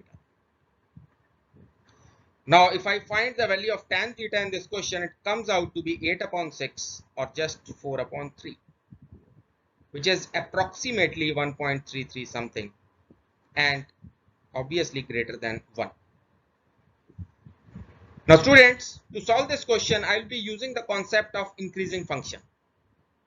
We know that in the first quadrant, the value of tan theta or the graph of tan theta keeps on increasing. The graph of tan theta is increasing in the interval 0 to pi by 2. Right? So that clearly indicates if tan theta is greater than 1, then theta must be greater than 45 degree, because at theta equal to 45 degree, the value of tan theta is 1. And since 1.33 and so on, that means 4 by 3 is smaller than root 3. So that also indicates that tan theta is smaller than root 3. And from the graph, we can easily understand that theta will be smaller than 60 degree, because at 60 degree, tan theta becomes root 3. Clear? So that means the suitable interval for theta as per the options comes out to be 45 degree to 60 degree. So hence C option is the correct. Students, I have solved this problem by using the concept of tan theta or the graph of tan theta. You can also solve it by using sin theta or cos theta. But the values of tan theta, because one was coming, they are simpler to understand. That's why I have taken it. So it's your choice. You can also go for sin theta. Now we move to the next question. Now this is the next problem. The question says the angle of elevation of the top of a tower of height x meter from a point on the ground is found to be 60 degree. By going y meter away from that point, it becomes 30 degree. Then which one of the following relations is correct? That means we have to relate both x and y. Now according to the question, the figure would be like this. Suppose this is the tower and this is the point on the ground. The angle of elevation of the top of the tower is given to be 60 degree. I am considering BC as the tower and this is the point A. Now it is saying by going y meter away from that point, it becomes 30 degree. Now it's very much obvious that we'll have to move in this particular direction. So D will be away from the tower. That means we do not have to move closer to the foot of the tower. We have to go away from the tower. Only then this angle will get decreased. And this angle is given to be 30 degree. At the point D, the angle of elevation of the top of the tower is 30 degree. Now this distance AD is y and the height of the tower is x. Let us consider AB as L, right? Now if I take the triangle ABC and apply tan 60 degree, then it is x upon L. And we know that tan 60 degree is root 3. So L is equal to x upon root 3. This is going to be our first equation. Now we consider the bigger triangle, and that is triangle BCD. In this triangle, I can write tan 30 degree to be equal to x upon y plus L. Now since tan 30 degree is 1 upon root 3, therefore y plus L will be equal to root 3x. So I can say y is equal to root 3x minus L. Now just substitute the value of L from the equation 1 in this particular equation. right? So from here, the value of y comes out to be 3x minus x, or 2x upon root 3. So that means now I can say 2x is equal to root 3y. So hence C option is the correct one. Now we move to the next question. Now this is the next question. It says, what is secant square alpha plus tan alpha into tan beta minus tan square alpha whole square plus tan alpha minus tan beta whole square minus secant square alpha into secant square beta equal to? Now it's very much clear from the question that we have to use trigonometric identities. We know that secant square alpha minus tan square alpha equal to 1, right? So what do we do? In this expression, I put the value of secant square alpha minus tan square alpha as 1. So it becomes 1 plus tan alpha into tan beta whole square, right? Now we have tan alpha minus tan beta whole square. We just expand it by using the identity a minus b whole square. So we'll be getting tan square alpha plus tan square beta minus 2 tan alpha tan beta. And since secant square alpha into secant square beta is there, and the expression which we have written till now is in terms of tan alpha tan beta, so that's why to solve it further we need to convert these secant square alpha and secant square beta in terms of tan square alpha and tan square beta. So this particular part secant square alpha I can write as 1 plus tan square alpha by using identity, and similarly secant square beta can be written as 1 plus tan square beta, right? Now we'll just open up the brackets and use the identities wherever required. So here I'll be getting 1 plus tan square alpha tan square beta plus 2 tan alpha tan beta. I have opened the brackets by using identity, and then we had tan square alpha plus tan square beta, then minus 2 tan alpha tan beta, and when we open up this last part, last term, 1 plus tan square alpha into 1 plus tan square beta, will be getting 1 because there is minus outside, so it is going to be minus 1 minus tan square beta minus tan square alpha minus tan square alpha tan square beta, right? Now students, it's clear that these two terms 2 tan alpha tan beta will cancel out. Similarly, this tan square alpha will go away with this tan square alpha, tan square beta will go away with this tan square beta, minus 1 will go away with 1. Tan square alpha into tan square beta will go away with minus tan square alpha tan square beta. So that means this is nothing but 0 because all the terms have cancelled each other. So B option is the right option. Now we move to the next question.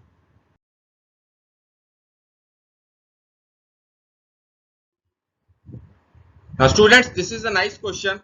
The question says if tan theta plus secant theta equal to 3, then what is the value of 3 tan theta plus 9 secant theta? Now this question can be solved in two main ways.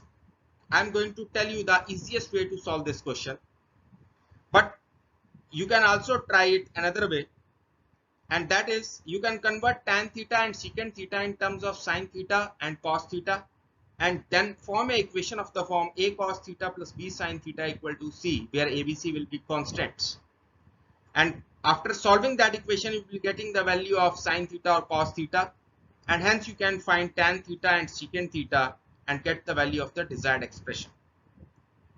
But since it's a MCQ, so you must try to solve such kind of question in easiest possible, and I'm going to tell you that way here, and that is, you know that secant square theta minus tan square theta is always equal to 1. So we can write here secant theta minus tan theta into secant theta plus tan theta equal to 1, right? Since we know the value of tan theta plus secant theta, just substitute this value over here and you'll be getting secant theta minus tan theta equal to 1 by 3. Now students, secant theta plus tan theta is given to us as 3 and we have found secant theta minus tan theta equal to 1 by 3. So what you have to do now, you just add these two equations.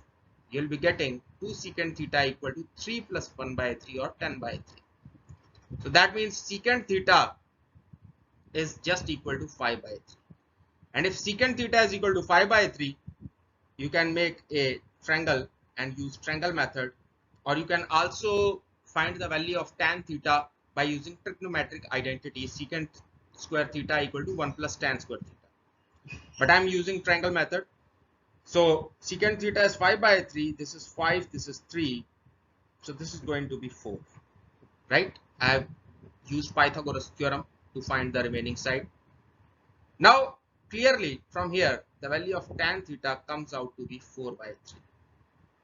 Now just put in these values and get the value of the desired expression. It is going to be 3 into 4 by 3 plus 9 into 5 by 3, or we get 4 plus 15, which is just equal to 9. So hence C option is the correct. Now this is the easiest possible way in which you can solve this question, and you can also try that method which I have told you earlier at the beginning of the question, but such kind of method you must avoid in MCQs. Now we move to our next question. Now students, this is also a nice problem. The question says consider the following. There are two equations given to us.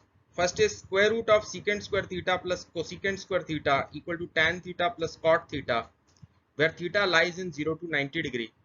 And second is square root of tan square theta plus cot square theta plus 4 equal to secant theta plus cosecant theta, where theta lies between 0 to 90 degree. Which of the above is or an identities? That means we have to confirm which of them can be called as an identity. Now we know that identity is correct for all the values of theta in that particular interval. For example, sin square theta plus cos square theta is equal to 1 for every real value of theta. So such kind of equations become identity. But if I say sin theta is equal to 1 or cos theta is equal to half, then they are true only for some particular values of theta. They are not true for a particular interval or for all real values of theta. Are you getting my point? So that means we have to confirm whether these two relations hold true for this particular interval or not. For all the values of theta we have to check. Now let's consider the first equation. First equation is square root of secant square theta. We know that secant square theta can be written as 1 plus tan square theta, and plus cosecant square theta. So cosecant square theta can be written as 1 plus cot square theta. I have used the identities secant square theta equal to 1 plus tan square theta and cosecant square theta equal to 1 plus cot square theta. Now this part can be written as tan square theta plus cot square theta plus 2. Now students, you must be knowing that tan theta into cot theta is equal to just 1. So that means this can further be written as square root of tan square theta plus cot square theta plus 2 tan theta into cot theta. And this clearly forms a algebraic identity inside the square root, and that is tan theta plus cot theta whole square. So this becomes square root of tan theta plus cot theta whole square. Now this is equal to mod of tan theta plus cot theta. Why I am attaching modulus sign? Because square root of x square we generally write as x, but that is not correct definition of square root of x square. It is actually mod of x, because the value of x may be negative or positive, but the value of square root can never be negative. So to ensure it that the value comes out to be positive, we must attach modulus sign to it. Now since we are given the interval a theta lying between 0 to 90 degree, which is a first quadrant. So both tan and cot will be positive in this quadrant. That means this is only tan theta plus cot theta, right? So that means this particular relation first is suitable to be called as an identity for this particular interval, right? Now we move to the second part or the second equation. This was the first one. Now we move to the second one. Second equation says square root of tan square theta plus cot square theta plus 4 equal to secant theta plus cosecant theta. Now to prove it wrong, actually this is going to be a equation only. This is not going to be identity. So to prove it wrong, what I am going to do here, I am just squaring both sides, because if it is an identity, then its square will also be true, right? So what I do, I square both sides. I will be getting tan square theta plus cot square theta plus 4 equal to secant square theta plus cosecant square theta plus 2 secant theta cosecant theta, right? Now what will happen? Secant square theta we know is 1 plus tan square theta. Cosecant square theta we know is 1 plus cot square theta. So if you just substitute these two values on the right hand side, what do you get? You'll be getting tan square theta plus cot square theta plus 4 equal to tan square theta plus cot square theta plus 2 plus 2 secant theta cosecant theta, right? Now clearly it means tan square theta and cot square theta will cancel each other on both the sides. So you'll be getting 2 equal to 2 secant theta cosecant theta. That means secant theta into cosecant theta comes out to be 1 only. Or I can say sin theta into cos theta is equal to 1. Now students, this means that if I multiply both sides with 2, then it means sin 2 theta. Look this step carefully. Sin 2 theta becomes equal to 2, because we know that sin 2 theta is 2 sin theta cos theta, which is impossible. Why I'm saying impossible? Because the value of sine for any angle cannot be outside of the interval -1 to 1. Sine of any angle must lie in closed interval -1 to 1. So that means this is false. So what does it mean? It means that our original step was false. This cannot be true, because if this had been an identity, then the last step would have been true. The last step which we are reaching is wrong. It clearly indicates that the original step that we assumed was also wrong, right? Now we can declare that our first option, that is 1 only, is correct, because only the first equation has become an identity and the second one has failed. Now we move to our next question. Now this is the next question. It says, what is the length of the chord of a unit circle with subtends an angle 2 theta at the center where theta is less than 45 degree? Now we are given a circle with unit radius, because it's a unit circle, that means the radius of this circle will be 1 unit. Now let's make the chord AB, that is subtending 2 theta angle at the center. Now if I drop a perpendicular from O, that is the center of the circle, onto the chord AB, then it will bisect it. We know that this is a standard theorem. Let us assume that C is the midpoint of AB. Now you can clearly see that triangle AOC will be congruent to triangle BOC. Why I am saying this? Because OA is equal to OB, AC is equal to BC, and angle OCA is equal to angle OCB equal to 90 degree, right?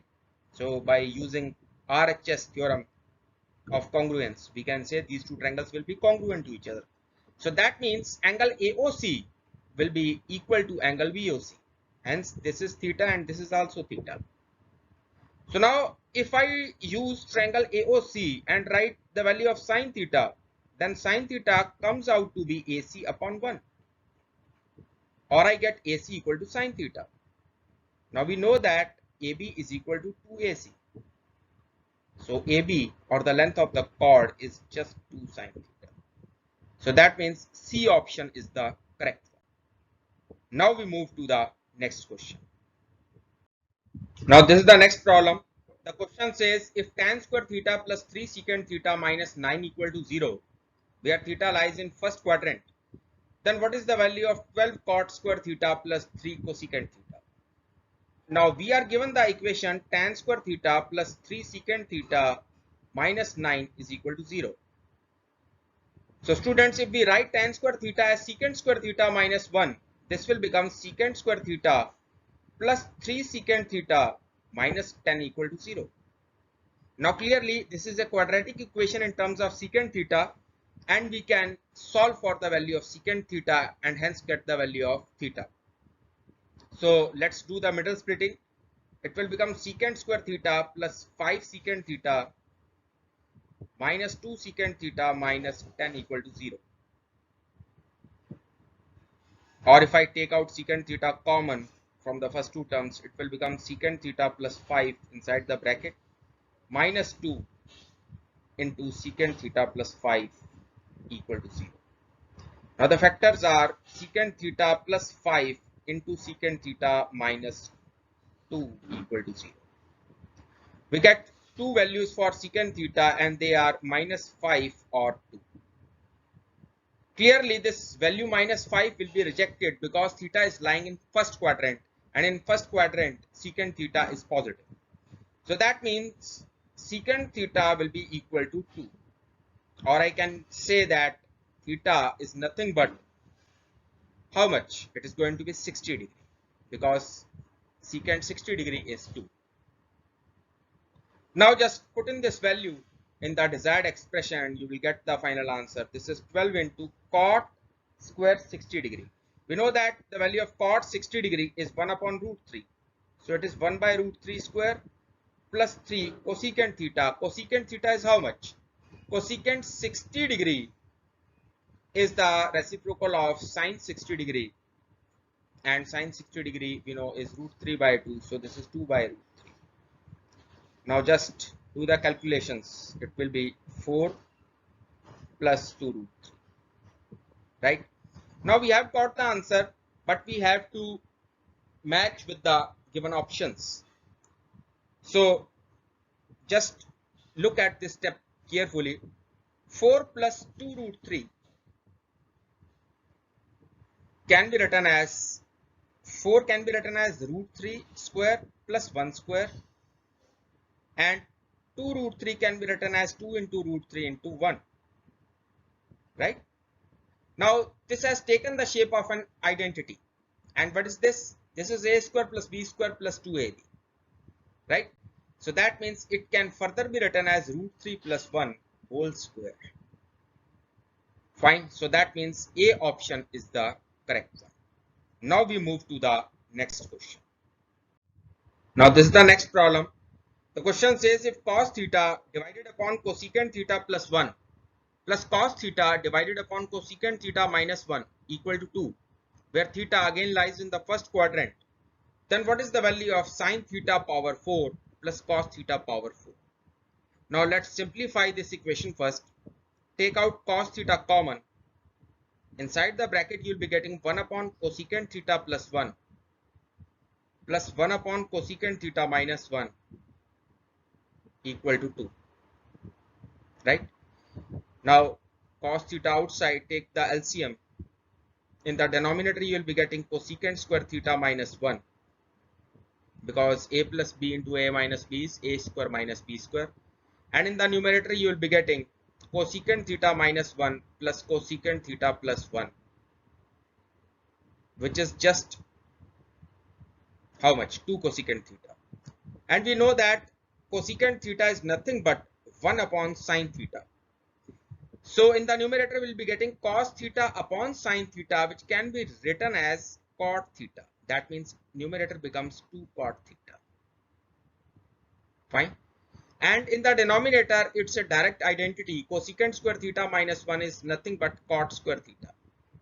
And this value is given to us equal to 2. Now, this becomes 2 upon cot theta because cot theta will cancel up and down equal to 2. So that means cot theta is nothing but equal to 1. Since theta is lying in the first quadrant, therefore theta is equal to 45 degree. Now, if theta is 45 degree, then sine 45 degree power 4 plus cos 45 degree power 4 is how much? We know that sine 45 as well as cos 45, both of them are 1 upon root 2. So it is 1 upon root 2 to the power 4, which is how much? It is 1 upon 4 plus 1 upon 4. So the final answer comes out to be just 1 upon 2. Hence C option is the correct one. Now we move to the next problem.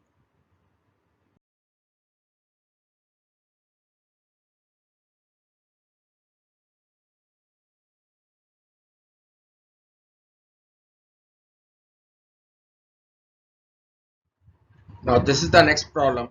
The question says an equilateral triangular sheet is formed by joining 9 equilateral triangular sheets, each of area 9 root 3 centimeters square. Then what is the height of the bigger triangular sheet?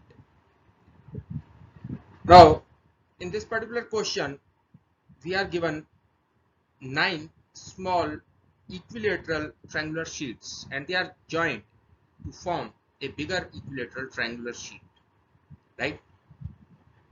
So what is the concept of the question? The concept is that the area of the bigger equilateral triangle DEF,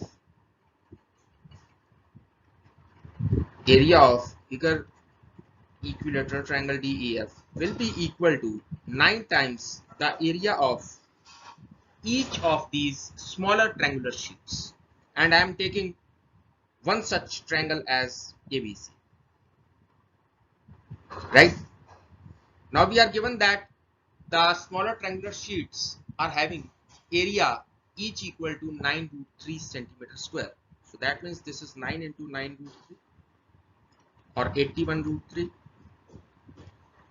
Suppose the side of bigger equilateral triangular sheet is A.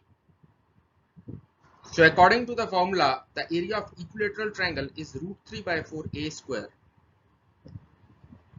We'll be getting root 3 by 4 A square equal to 81 root 3, right?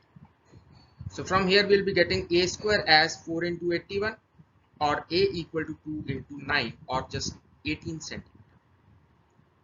Now students, you must know that the height of equilateral triangle is just equal to root 3 times side of that equilateral triangle divided by 2. That is root 3A by 2 if A is the side. So that means the height of the bigger triangular sheet will become equal to root 3 by 2 into 80. And that is nothing but 9 root 3 centimeter. So that means A option is the correct. Now we move to the next question. Now this is the next problem. The question says if farmland is in the shape of a rhombus, the perimeter of the land is 100 meter and the length of one of its diagonals is 40 meter. The land is divided into 4 equal parts. What is the area of each part?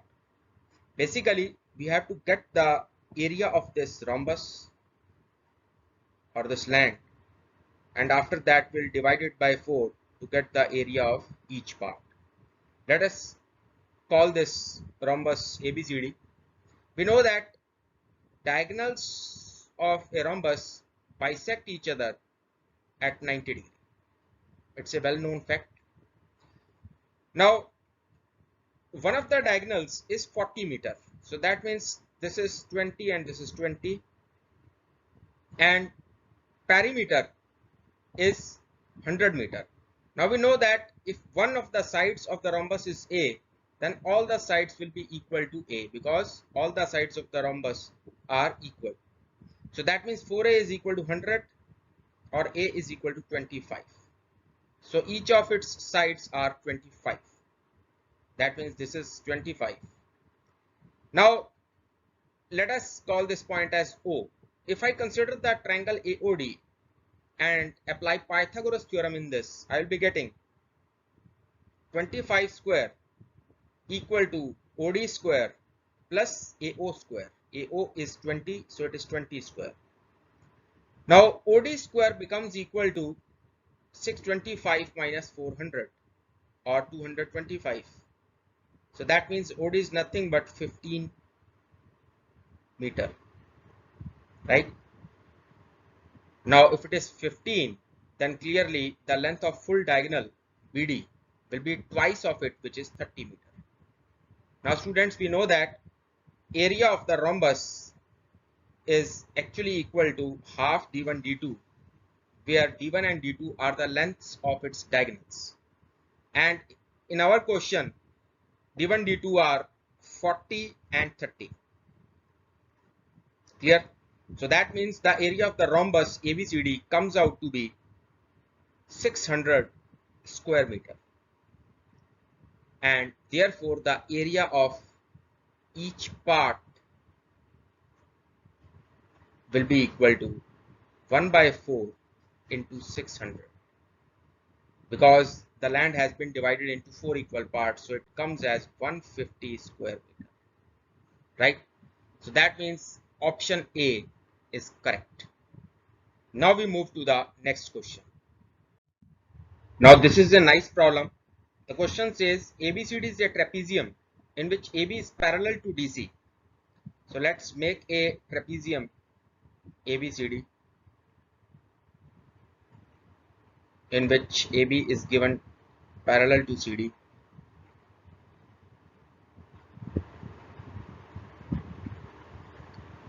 Let E and F be the midpoints on AD and BC respectively. So E is the midpoint of AD and F is the midpoint of BC. If EF is equal to 10 centimeter and AB minus DC is equal to 4 centimeter,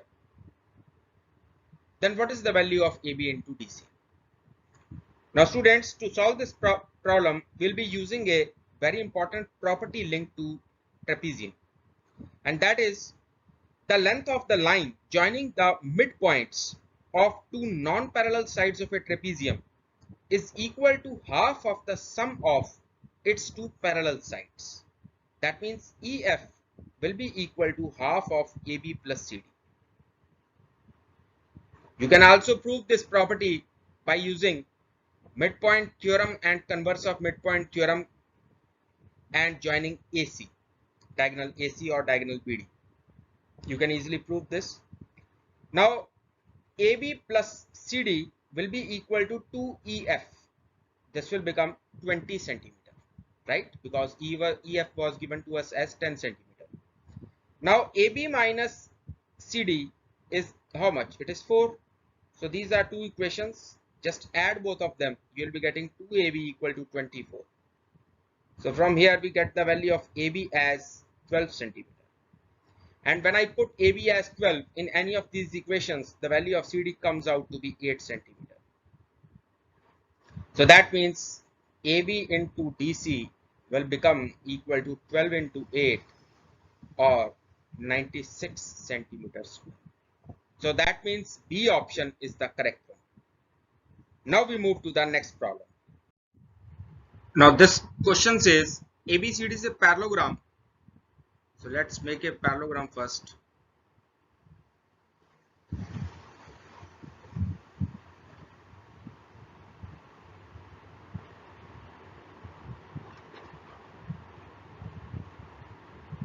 ABCD is a parallelogram with AB equal to 15 centimeter, AD equal to 8 centimeter. If theta is the acute angle between AB and AD, this angle is acute, this is theta, then what is the area of parallelogram in square centimeter? That means we have to calculate the area of the parallelogram in terms of theta. Now students, first of all, join the diagonal BD. Now we know that in any triangle, if suppose this is the triangle PQR and this angle is theta and these two sides are A and B, then the area of this triangle can be given by the formula half AB into sine theta, right? So the same thing I am going to do here to find the area of triangle ABD. Area of triangle ABD will be half 8 into 15 into sine theta.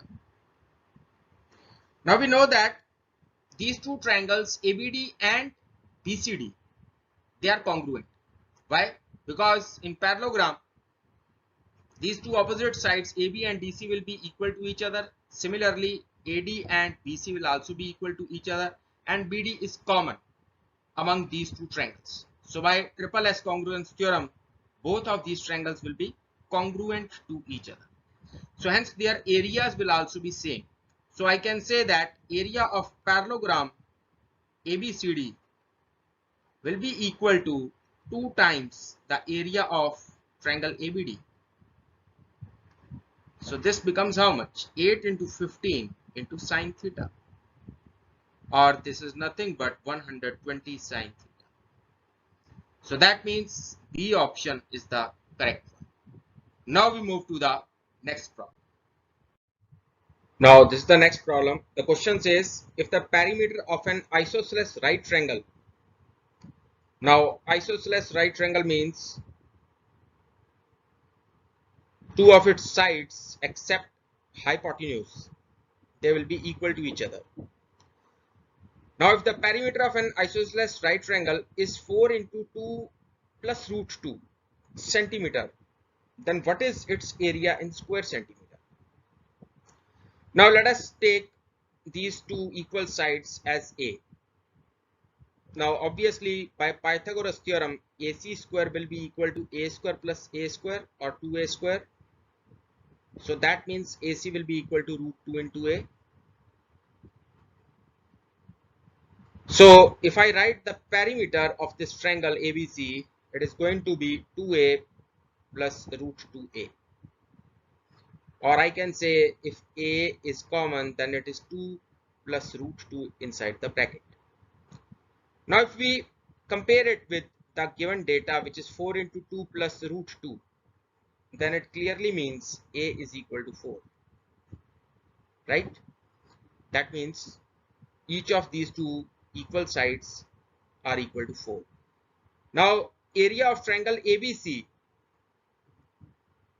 is nothing but half AB into BC, because it's a right triangle, so it is half A square or 16 by 2, which is just 8 centimeters square.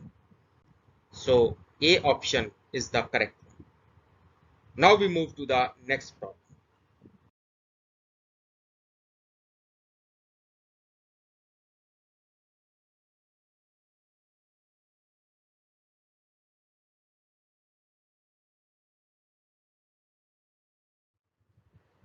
Now this is the next question. The question says the diagonal of a square is 12 root 2 centimeter and the area of an equilateral triangle is 64 root 3 square centimeter. Which of the following statements are correct? The first statement says the square and the triangle have the same perimeter. And the second statement says 4 times the area of the square is equal to 3 root 3 times the area of the triangle. Now select the correct answer using the code given below. Whether one is correct, two is correct, or both are correct, or both are incorrect. Now we have to check whether these statements are correct or not. Now diagonal of a square is 12 root 2 centimeter. First of all, when we construct a square, suppose the side of the square is A, then by using Pythagoras theorem we can easily calculate its diagonal as square root 2 into A. Now in our question, A root 2 is equal to 12 root. The diagonal's length is 12 root. So that means A is equal to 12. Fine. If I talk about the perimeter of this square, then since all the sides are equal, therefore the perimeter will be 4a. That means it is going to be 48 centimeter. Right? Now we come to equilateral triangle. It's given that equilateral triangle has an area 64 root 3 square centimeter.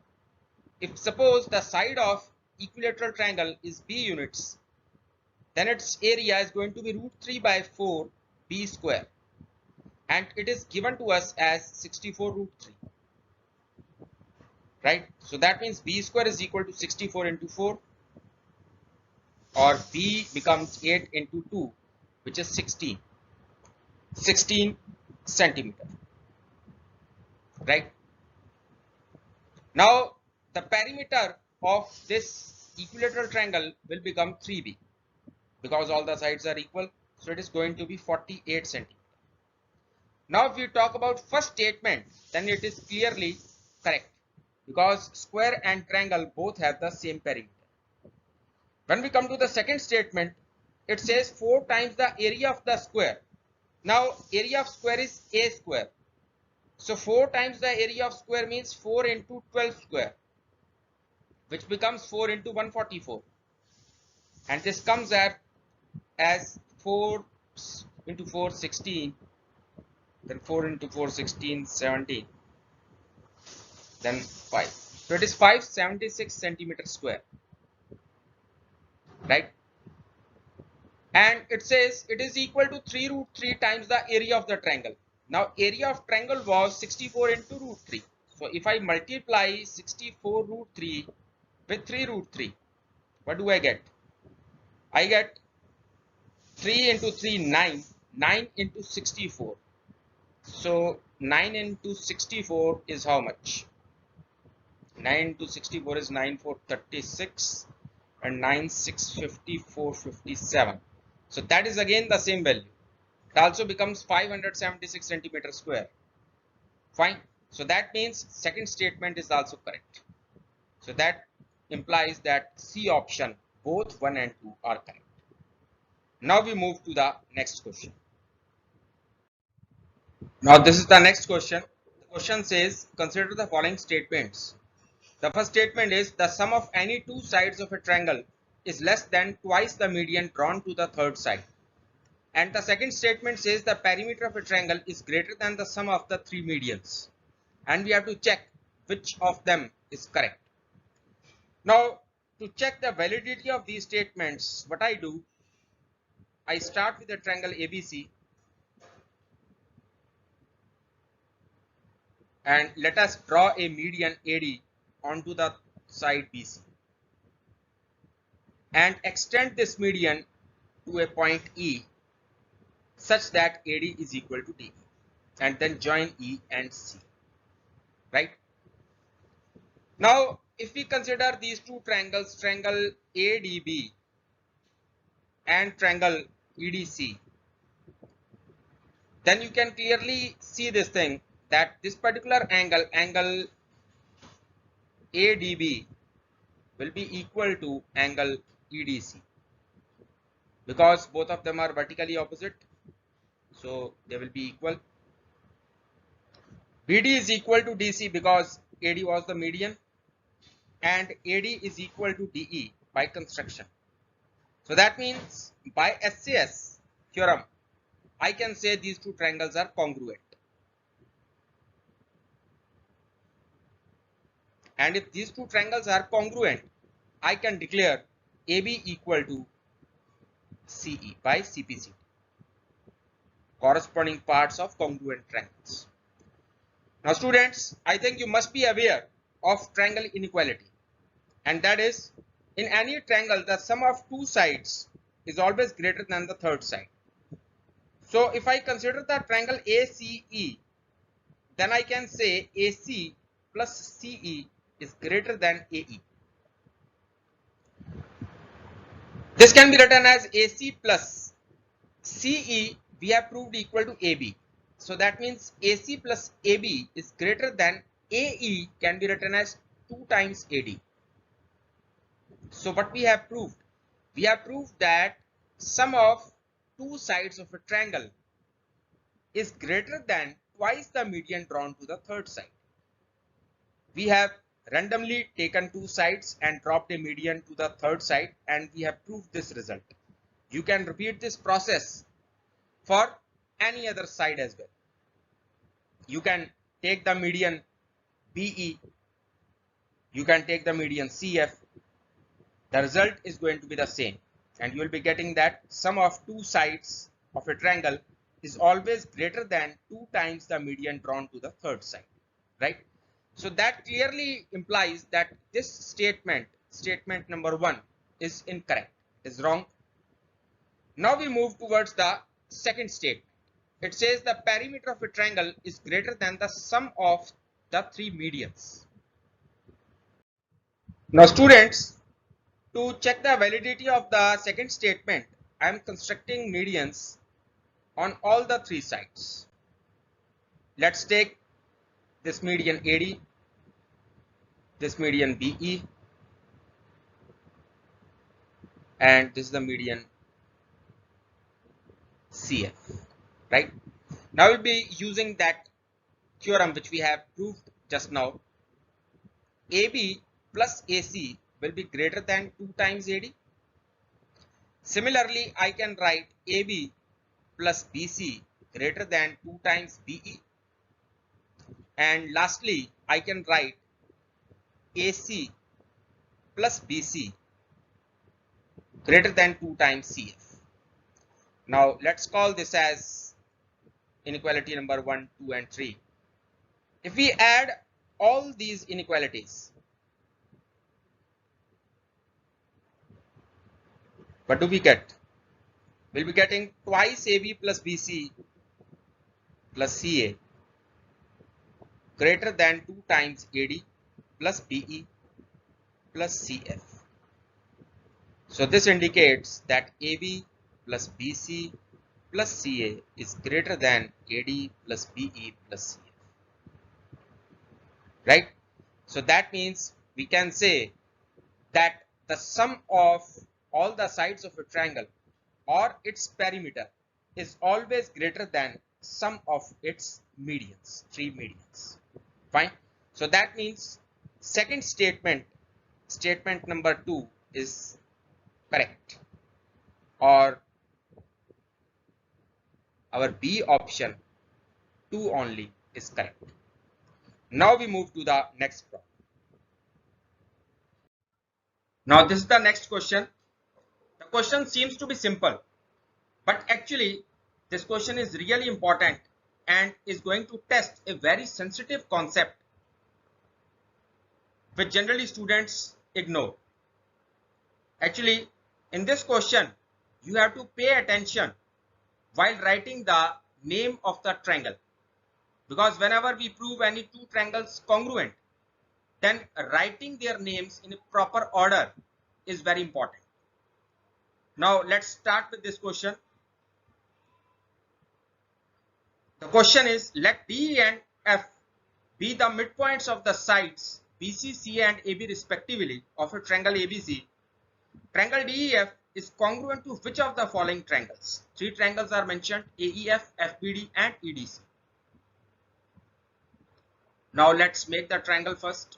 This is the triangle ABC. We are given that D is the midpoint of BC, E is the midpoint of CA and F is the midpoint of AB. Let's join these 3 points to form a new triangle DEF. Now, to solve this problem, I will be using midpoint theorem and congruence theorems. Now, first of all, since E is the midpoint of AC and F is the midpoint of AB, so by midpoint theorem, I can say that EF is going to be parallel to BC, or I can say EF is going to be parallel to BD, right? EF will be parallel to BD, as well as EF will be equal to half of BC, which is nothing but BD. And we know that whenever in any quadrilateral a pair of opposite sides are equal as well as parallel, then that then that quadrilateral is nothing but a parallelogram. So that means BDEF is a parallelogram. Right? Now, if it is a parallelogram, then we get one more thing, and that is BF equal to D. Because in a parallelogram, opposite sides are always equal. So now I know that EF is equal to BD and BF is equal to DE. Right? So let's consider two triangles, triangle FBD and triangle DEF. I am writing their names exactly in the same way as they are mentioned in the question. Now, in these two triangles, first of all, FB is equal to DE. Fine. Similarly, BD is equal to EF and DF is equal to DF because it's a common side. So by triple S congruence theorem, they are congruent, but we'll have to pay attention towards their naming. Whether it should be FBD or BDF or DFB, how should we write its name? Now, to prove it or to validate the name of the triangle, just pay attention towards the angles. Now, since I have proved that by triple S they are congruent, it means this particular angle will be equal to this angle, right? We have to select angles which are opposite to the corresponding sides among these two triangles. Fine. Since both of these were opposite to DF. Now, the angle BDF is opposite to BF, which is BF is equal to DE. And the angle opposite to DE is angle DF. Right? So now we have got the clue of the question that if I write DEF here, then the corresponding angle of D would be F, because this is the remaining angle, third angle. I'm just marking them in a proper way so that you do not get confused. So that means in the case I'm writing here D, then on the other side I must write F. If I'm writing here E, then on the other triangle I must write B. And if I write F over here, then on the other hand I must write D. So that means this naming is correct, absolutely correct. So we can write triangle FBD is congruent to triangle DEF. Fine. Now we move to the second part. In the same way, you can prove triangle quadrilateral AEDF to be a parallelogram. Why? Because D and E are the midpoints of BC and CA. So by midpoint theorem again, DE will be equal to half of AB. That means DE will be equal to AF. Right? And DE is also parallel to AF. So that's why I can directly say AEDF is a parallelogram. So again, in these two triangles, that means triangle DEF and triangle AEF. Let's check which of the congruence theorem prevails. AF is equal to DE. AE is equal to DF, because I have proved that AEDF is a parallelogram, then obviously opposite sides will be equal to each other. And EF is equal to EF, which is common. So that means by triple S again, I can say these two triangles are congruent, but I have to be careful about their naming. Again, you will have to pay attention towards naming, because if you get the naming wrong, your answer will also become wrong. And this is the most sensitive step over here. Now, just find the corresponding angles. Now, the angle FDE will be equal to this particular angle, that is angle FAE, and AF is opposite to this angle, right? This particular angle, that is FEA. And in the other triangle, that is DEF, the side of corresponding to AF is DE, which is opposite to angle DFE. So that means I will have to mark it by triple lines. So that means I can say angle DFE will be equal to angle AEF, right? And the remaining third angles will automatically be equal to each other. That means angle AFE will be equal to angle DEF. Now students, I am telling you a very important step over here. If I write triangle DEF here, then on the other hand side, I have to name it correctly. In place of D, I will have to write here A, because angle FDE was equal to angle FE. And the corresponding angle of DEF would be angle AFE. That means here I have to write F and not E. Are you getting my point? And the last one is obviously E. So that means triangle DEF will be congruent to this particular triangle, but the naming will be AFE. That means this AEF is wrong. Fine. FBD was correct. Now we move to the third triangle, that is EDC. Now let us make the triangle ABC once again. This is the triangle ABC. D is the midpoint of BC, E is the midpoint of AC, and F is the midpoint of AB. Join these vertices.